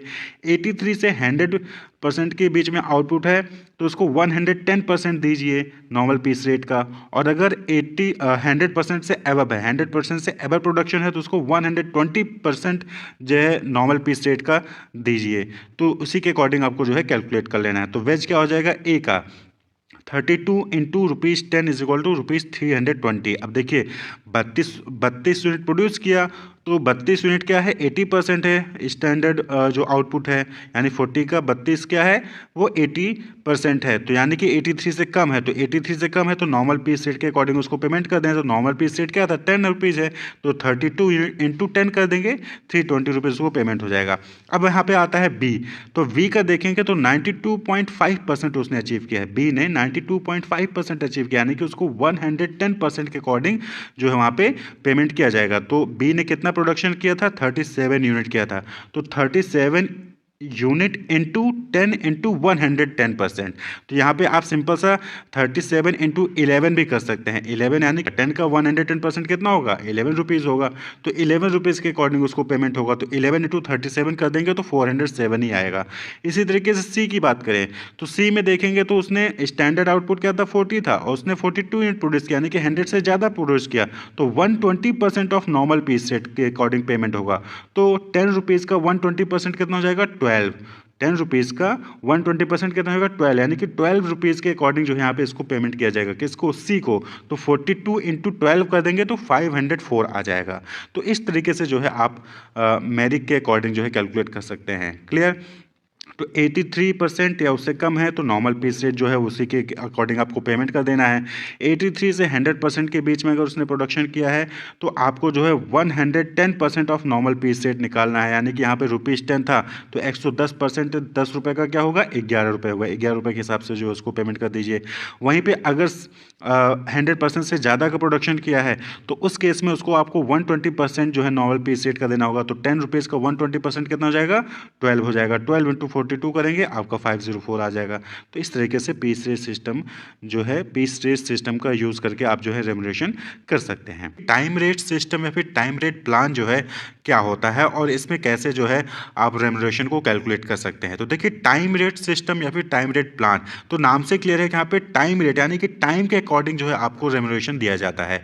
ए worker is paid on the basis of time spent for the day और according to the hours of the day regardless of output, यानी कि एक वर्कर ने किसी भी ऑर्गेनाइजेशन में कितने घंटे काम किया है, कितने दिन काम किया है, उसके अकॉर्डिंग जो है उसको वहाँ पे रेमुनरेशन दिया था, उसके अकॉर्डिंग उसको सैलरी या फिर वेजेस दिए जाते हैं, ना कि उसने कितना आउटपुट निकाला है। यानी कि आपने एक दिन में 10 यूनिट बनाए या फिर 20 यूनिट बनाए, उससे मतलब नहीं है, आपने एक दिन में कितने घंटे काम किया उसके बेसिस पे जो है आपको वहाँ पे रेमुनरेशन दिया जाता है। इसको हम time work, day work, daily wage rate या फिर डे रेट भी कहते हैं इस टाइम रेट सिस्टम प्लान को। तो time rates are used when employees are paid for the amount of time they spend at work, यानी कि उन्होंने काम पर कितना समय बिताया है उसके बेसिस पर जब उनको हम रेमुनरेशन करते हैं या पेमेंट करते हैं तो उसी को हम टाइम रेट सिस्टम या टाइम रेट प्लान कहते हैं। The usual form of time rate is the weekly wage और मंथली सैलरी। तो नॉर्मली जो टाइम रेट के हिसाब से हम रेमुनरेशन देते हैं तो उसको हम वेज कहते हैं या फिर सैलरी कहते हैं। जो मंथली सैलरी होता है ना, कि आपने एक महीने तक यानी कि 30 दिन तक आपने किसी ऑर्गेनाइजेशन में काम किया तो आपको सैलरी मिलती है। अब 30 दिन में आपने 4 दिन नहीं गए तो उस 4 दिन की सैलरी आपकी काट ली जाती है। तो सैलरी हो गया, वेजेस हो गया, तो उसको हम टाइम रेट सिस्टम के अकॉर्डिंग ही कैलकुलेट करते हैं। तो अब बात कर लें कि टाइम रेट सिस्टम या फिर टाइम रेट प्लान के अकॉर्डिंग वेज को कैसे कैलकुलेट जाता है। तो calculation under time rate system, तो wage is equal to total hours worked into wages rate per hour, यानी कि एक घंटे का क्या रेट है, एक घंटे कोई काम एम्प्लॉय करता है तो उसको कितना रुपए मिलेगा इनटू उसने टोटल कितने घंटे काम किए। जब आप इसको मल्टीप्लाई कर दोगे तो आपको वेज निकल जाएगा। अब एग्जांपल के तौर पे समझिए, a worker works for 20 hours at the rate of ₹400 पर आवर, यानी एक वर्कर ने किसी भी ऑर्गेनाइजेशन में या फिर किसी काम में उसने 20 घंटे काम किए और 20 घंटे काम किए और हर घंटे का 400 रुपये उसको मिलना है।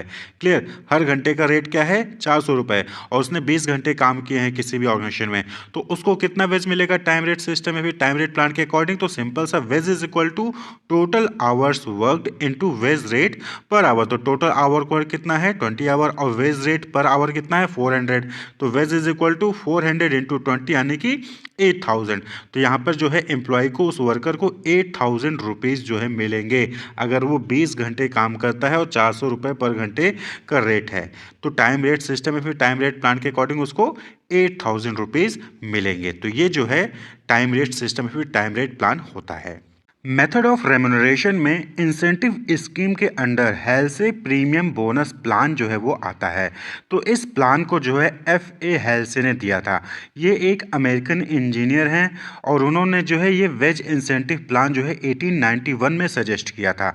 तो इन्होंने एक फॉर्मूला दिया था और वो फॉर्मूला जो था वो डिपेंड था टाइम शिफ्ट पे, यानी कि भाई नॉर्मली क्या होता है कि अगर आप किसी काम को सब लोग 8 घंटे में कर रहे हैं और आप उसी काम को 6 घंटे में कर देते हैं तो ऑब्वियस सी बात है कि आपको कुछ ना कुछ बोनस मिलना चाहिए, कुछ ना कुछ इंसेंटिव प्रोत्साहन मिलना चाहिए। इंसेंटिव का मतलब क्या होता है, प्रोत्साहन, तो आपको कुछ ना कुछ प्रोत्साहन मिलना चाहिए।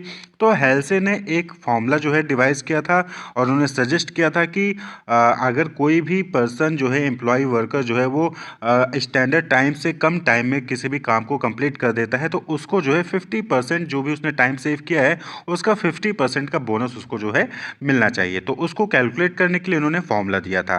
तो FA हेल्से, जिसको हम हेल्से प्रीमियम बोनस प्लान भी कहते हैं, तो रिकॉग्नाइज्ड इंडिविजुअल एफिशिएंसी एंड पे on the basis of time saved. तो इनके अकॉर्डिंग जो इंसेंटिव है वो टाइम सेव्ड के बेसिस पे देना चाहिए। तो फॉर्मूला को देखने से पहले हम कुछ बेसिक फीचर्स जो है हेल्से प्रीमियम बोनस प्लान के जान लें। तो कुछ बेसिक फीचर्स हैं। सबसे पहला कि फॉर ईच यूनिट और job a standard time is determined, यानी कि हर जॉब के लिए, हर वर्क के लिए जो है एक स्टैंडर्ड टाइम जो है डिटरमाइन किया जाता है। यानी कि 10 यूनिट बनाने के लिए 8 घंटे आप जो है स्टैंडर्ड टाइम सेट कर देते हैं। अब उस 8 घंटे से पहले जो कंप्लीट कर देगा उस वर्क को, उसको आप जो है 50% का बोनस जो उसने टाइम सेव किया उसका दे सकते हैं। क्लियर, तो एक स्टैंडर्ड टाइम जो है हर जॉब के लिए आपको सेट करना पड़ेगा, क्योंकि तभी तो आप बता पाओगे कि हाँ उसने कम टाइम में किया फिर ज़्यादा टाइम में किया। तो स्टैंडर्ड टाइम सेट करना होगा। Then if the job is completed in more than the standard time, wages for standard time are guaranteed। यानी कि अगर कोई पर्सन जो स्टैंडर्ड टाइम है 8 घंटे आपने सेट किया था, 8 घंटे से ज़्यादा टाइम लेता है, 9 घंटे या 10 घंटे में उस टाइम को कंप्लीट करता है, उस वर्क को कंप्लीट करता है, तो जो स्टैंडर्ड वेजेस था वही जो है उसको गारंटेड मिलेगा। यानी कि चाहे वो 10 घंटे में काम करे चाहे 11 घंटे में काम करे, उसको 8 घंटे के हिसाब से उसको मिल जाएगा। क्लियर, तो time rate is guaranteed for the worker. तो टाइम रेट के अकॉर्डिंग उसको वर्कर को पैसा मिल जाएगा। क्लियर, ये फिक्स है। अब वहीं पे when the worker complete the job और operation in less time than allowed standard time, यानी कि जब कोई पर्सन, जब कोई वर्कर जो स्टैंडर्ड टाइम था, जो अलाउड टाइम था, उससे कम टाइम में किसी काम को कंप्लीट कर देता है, he is paid 50% of time saved as bonus. तो उसने जो टाइम बचाया है उसका 50% एज अ बोनस उसको मिल जाता है और बाकी जो 50% होता है वो बेनिफिट होता है किसको, एम्प्लॉयर को जो पेमेंट कर रहा है। The employer will gain for remaining 50% of time saved by the worker. Clear, तो हेल्से प्रीमियम बोनस प्लान में ये कुछ इंपॉर्टेंट पॉइंट हो गया। पहला कि सभी जॉब या फिर यूनिट या फिर ईच यूनिट के लिए एक स्टैंडर्ड टाइम आप सेट करते हैं। टाइम रेट जो है वो गारंटीड होता है, यानी कि 20 रुपीज़ पर आवर है तो गारंटीड है कि आपको 20 रुपीज़ पर आवर मिलेगा। और जो स्टैंडर्ड टाइम से ज़्यादा टाइम लेता है उसको स्टैंडर्ड रेट के अकॉर्डिंग जो है मिल जाएगा, और जो स्टैंडर्ड टाइम से कम टाइम लेता है तो उसको वहाँ पे बोनस भी दिया जाता है। क्लियर, तो अब आप यहाँ पे फॉर्मूला देखते हैं। तो the formula for computing the total wages is as follows. Total wages is equal to according to Halsey premium bonus plan total wages is equal to time taken into hourly rate, यानी कि उसने कितना time लिया into per hour का rate क्या था, clear, plus plus 50% of time saved into hourly rate, 50% मतलब कि 50/100 इंटू टाइम सेव्ड, यानी उसने कितना टाइम सेव किया इंटू आवरली रेट। तो ये जो है फॉर्मूला है हाल से प्रीमियम बोनस प्लान का। तो अब यहाँ पे हम एक एग्जांपल देखते हैं, न्यूमेरिकल एग्जांपल देखते हैं। तो एग्जांपल के तौर पे समझिए कि ए worker is paid ₹25 per hour for the work to be completed in 8 hours, ठीक है, यानी कि एक वर्कर है, अगर वो एक काम को 8 घंटे का काम है उसको जो है वो कंप्लीट करता है तो उसको पर आवर ₹25 के हिसाब से उसको पेमेंट मिलेगा। If he complete the work in 6 hours, अगर वो एम्प्लॉई 6 घंटे में काम को कंप्लीट कर देता है, then what wages will he get as per Halsey method for 6 our. तो यहाँ पे सिंपल सा आपको डेटा दे दिया गया है कि जो आवरली रेट है वो क्या है, ₹25 है, 8 घंटे का स्टैंडर्ड टाइम है, लेकिन कोई पर्सन है, कोई एम्प्लॉई है, वर्कर है, वो 6 घंटे में उस काम को कंप्लीट कर देता है, तो हेल्से प्रीमियम बोनस प्लान के अकॉर्डिंग उस पर्सन को कितना वेज मिलेगा, आपको ये कैलकुलेट करना है, क्लियर। तो फॉर्मूला क्या हो गया, total wages is equal to time taken into hourly rate plus 50% of time saved into hourly rate. तो आपको जो है एक एक करके यहाँ पे डिटेल्स निकाल लेने हैं क्वेश्चन से। सबसे पहले टाइम टेकन, तो टाइम कितना लिया उसने, 6 आवर, टाइम टेकन 6 आवर है, स्टैंडर्ड टाइम क्या हो गया, 8 आवर्स हो गया, और टाइम सेव्ड कितना हो गया भाई, टाइम टेकन 6 घंटे, स्टैंडर्ड टाइम 8 आवर्स, तो 8 - 6 यानी 2 आवर्स का टाइम उस एम्प्लॉय ने, उस वर्कर ने सेव किया है। तो अब जो है उसको टाइम बोनस मिलेगा, बोनस कितना मिलेगा, 50% of 2 hours, 50% of 2 hours, 2 hour save किए तो उसका 50% जो है उसको बोनस मिलेगा, क्लियर। तो आवरली रेट क्या है यहाँ पे, ₹25 पर आवर यहाँ पे रेट दिया गया हुआ है, क्वेश्चन में ही है, क्लियर। तो अब आपको डेटा जो है पूरा फॉर्मूले में रख लेना है। तो टोटल वेजेस क्या हो जाएगा, 6 × 25, 6 यानी टाइम टेकन इंटू 25 यानी आवरली रेट, प्लस 50% ऑफ 2 यानी 2 क्या हो गया, time saved into 25 hourly rate हो गया, क्लियर। इसको सॉल्व कर लेंगे तो आपके पास आ जाएगा 150 यानी 6 × 25 150 हो गया, प्लस 50% ऑफ 2 यानी 1 × 25 आवरली रेट, तो 150 प्लस 25 हो जाएगा इज इक्वल टू 175। तो ₹175 जो है उस वर्कर को मिल जाएंगे जिसने 8 घंटे के काम को 6 घंटे में कंप्लीट कर लिया, क्लियर। तो यहाँ पे इस तरीके से हेल्थ से प्रीमियम बोनस प्लान में कैलकुलेट किया जाता है। तो एक स्टैंडर्ड टाइम सेट किया जाता है, टाइम रेट वहाँ पे जो है रहता है, उसके बाद फिर जो वर्कर कम टाइम में जो है स्टैंडर्ड टाइम से कम टाइम में कंप्लीट कर लेते हैं टास्क को, तो उनको जो है 50% जो भी उन्होंने टाइम सेव किया उसका 50% उनको एज अ बोनस मिलता है, और इस तरीके से जो है कैलकुलेट करना होता है। मेथड ऑफ रेम्यूनरेशन में इंसेंटिव स्कीम के तहत जो दूसरा मेथड है that is Rowan premium bonus plan. पहला मेथड था Halsey premium bonus plan, उसको हमने डिस्कस कर लिया है। अब यहाँ पे हम बात करेंगे दूसरा मेथड इंसेंटिव स्कीम के तहत that is Rowan premium bonus plan. तो इस प्रीमियम बोनस प्लान मेथड को जेम्स रोवेन ने दिया था। तो ग्लासगो में 1898 में wage incentive scheme Rowan premium bonus plan को उन्होंने इंट्रोड्यूस किया था, ग्लासगो में 1898 में। किसने, जेम्स रोवेन ने, इसलिए इस प्रीमियम बोनस प्लान का नाम क्या हो गया, रोवेन प्रीमियम बोनस प्लान। तो यहाँ पे ज़्यादा डिफरेंस नहीं है, जो हेल्थ से प्रीमियम बोनस प्लान था और जो रोवेन प्रीमियम बोनस प्लान है तकरीबन सेम है, बस यहाँ पर जो है जो प्रीमियम का जो कॉन्सेप्ट है, यानी कि जो प्रीमियम बोनस का जो कॉन्सेप्ट है वो डिफरेंस है। जो हेल्थ से में था वहाँ पे 50% ऑफ टाइम सेव्ड के बेसिस पे बोनस दिया जाता था, यहाँ पर जो है टाइम सेव्ड और स्टैंडर्ड टाइम का रेशियो के बेसिस पे जो है बोनस दिया जाता है, बस इतना अच्छा डिफरेंस है। तो this scheme is a modification of Halsey plan, here premium is in the ratio of time saved to standard time. Halsey में जो प्रीमियम था वो 50% ऑफ सेव टाइम था, यहाँ पर जो है वो रेशियो है टाइम सेव्ड और स्टैंडर्ड टाइम का, उसके बेसिस पे प्रीमियम दिया जाता है रोवेन प्रीमियम बोनस प्लान में, क्लियर। तो कुछ बेसिक फीचर्स की बात करें तो सबसे इंपॉर्टेंट जो पहले था हेल्थ में भी कि फॉर ईच यूनिट और job a standard time is ascertain, यानी कि आपको पहले हर यूनिट या हर जॉब के लिए आपको एक स्टैंडर्ड टाइम सेट करना पड़ेगा, clear. Then time rate is guaranteed for the worker, यानी कि जो टाइम रेट है वो तो गारंटीड होगा वर्कर को कि अगर वर्कर ने 8 घंटे ₹25 के हिसाब से काम किया तो उसको उतना तो एटलीस्ट मिलेगा, क्लियर। लेकिन अगर उसने 8 घंटे से पहले काम कंप्लीट कर लिया तो फिर जो है उसको बोनस भी मिलेगा। और अगर रोवन प्रीमियम बोनस प्लान के अकॉर्डिंग उसको बोनस दिया जाएगा तो वहाँ पे जो है उसको टाइम सेव्ड और स्टैंडर्ड टाइम का रेशियो निकाल के जो है बोनस दिया जाएगा। Bonus is paid upon the time saved calculated as a proportion of time taken to the time allowed, यानी स्टैंडर्ड टाइम। तो बोनस कब मिलेगा? जब एम्प्लॉय ने, वर्कर ने स्टैंडर्ड टाइम से कम टाइम में काम को कंप्लीट कर दिया है, फिर जो है स्टैंडर्ड टाइम और टाइम सेव्ड के रेशियो निकाला जाएगा, उसके बेसिस पे उसको बोनस दिया जाएगा। क्लियर? यहाँ पे एम्प्लॉयर को भी फायदा हो जाता है कि यहाँ पे जो है एम्प्लॉयर का जो आउटपुट है, यानी कि उसके ऑर्गेनाइजेशन का जो आउटपुट है वो इंक्रीज हो जाता है। तो ये रोवन प्रीमियम बोनस प्लान का ये एम्प्लॉयर के लिए बेनिफिट होता है। अब बात कर लें फॉर्मूला की कि कैसे कैलकुलेट करना है। तो the formula for computing the total wages is as follows. Total wages is equal to similarly time taken multiply by hourly rate plus time save divided by standard time into time taken into hourly rate. तो यही simple सा formula है कि आपको पहले time taken into hourly rate आपको लिख लेना है, उसमें प्लस करना है रेशियो को time saved divided by standard time, फिर into time taken into hourly rate आपको जो है फिर से मल्टीप्लाई कर देना है। क्लियर?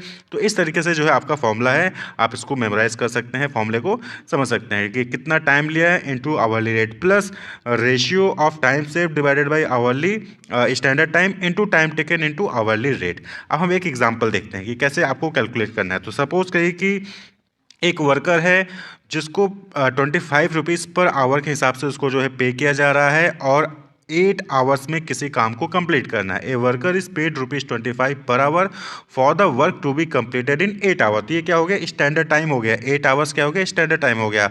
और जो 25 रुपये पर आवर है उसके हिसाब से उसको पेमेंट मिलेगा। If he complete the work in 6 hour, अगर वो वर्कर उस काम को जो 8 घंटे में किया जा सकता है उस काम को 6 ही घंटे में कंप्लीट कर लेता है, तो आपको ये बताना है कि रोवन प्रीमियम बोनस प्लान के अकॉर्डिंग उसको कितना बोनस मिलेगा। क्लियर? अगर वर्कर 8 घंटे की बजाय 6 ही घंटे में कंप्लीट कर लेता है, यानी कि उसने कितना टाइम सेव किया? 2 आवर्स सेव किया। तो अब रोवन प्रीमियम बोनस प्लान के अकॉर्डिंग उसको कितना जो है बोनस दिया जाएगा।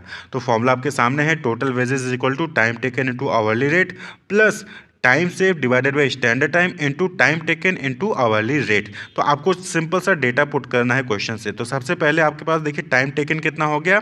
6 आवर, यानी कि 6 घंटे उसने समय लिया उस काम को कंप्लीट करने के लिए। स्टैंडर्ड टाइम कितना था? 8 आवर था। तो टाइम कितना बच गया? 2 आवर्स का उसने टाइम जो है सेव किया, उस वर्कर ने 2 आवर का टाइम सेव किया। तो अब जो है यहाँ पे उसको क्या मिलेगा? बोनस मिलेगा। हेल्से और रोवन दोनों ही क्या है? टाइम सेव्ड के कॉन्सेप्ट पे डिपेंड करता है कि कितना टाइम सेव किया, उसके बेसिस पे ही आपको जो है बोनस दिया जाएगा। तो अब आवर्ली रेट कहाँ है? यहाँ पे 25 रुपीज़ पर आवर के हिसाब से आवर्ली रेट यहाँ पे आपको दिया गया है। तो अब सिंपल सा आपको फॉर्मूले पुट करना है।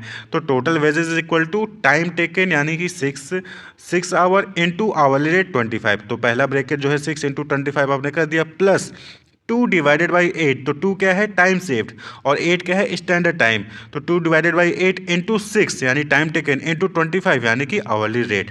तो ये जो है आपने फॉर्मूले में पूरा डेटा पुट कर लिया। अब इसको आपको जो है सिंप्लीफाई करना है। तो 6 इंटू 25 150 हो जाएगा प्लस 3/2 यानी कि 2 इंटू 6 डिवाइडेड बाई 8 करेंगे तो 3/2 आएगा इंटू 25 एज इट इज़ आपको पुट कर देना है। इसको फर्दर सॉल्व करेंगे तो आपके पास आंसर आ जाएगा 187.50।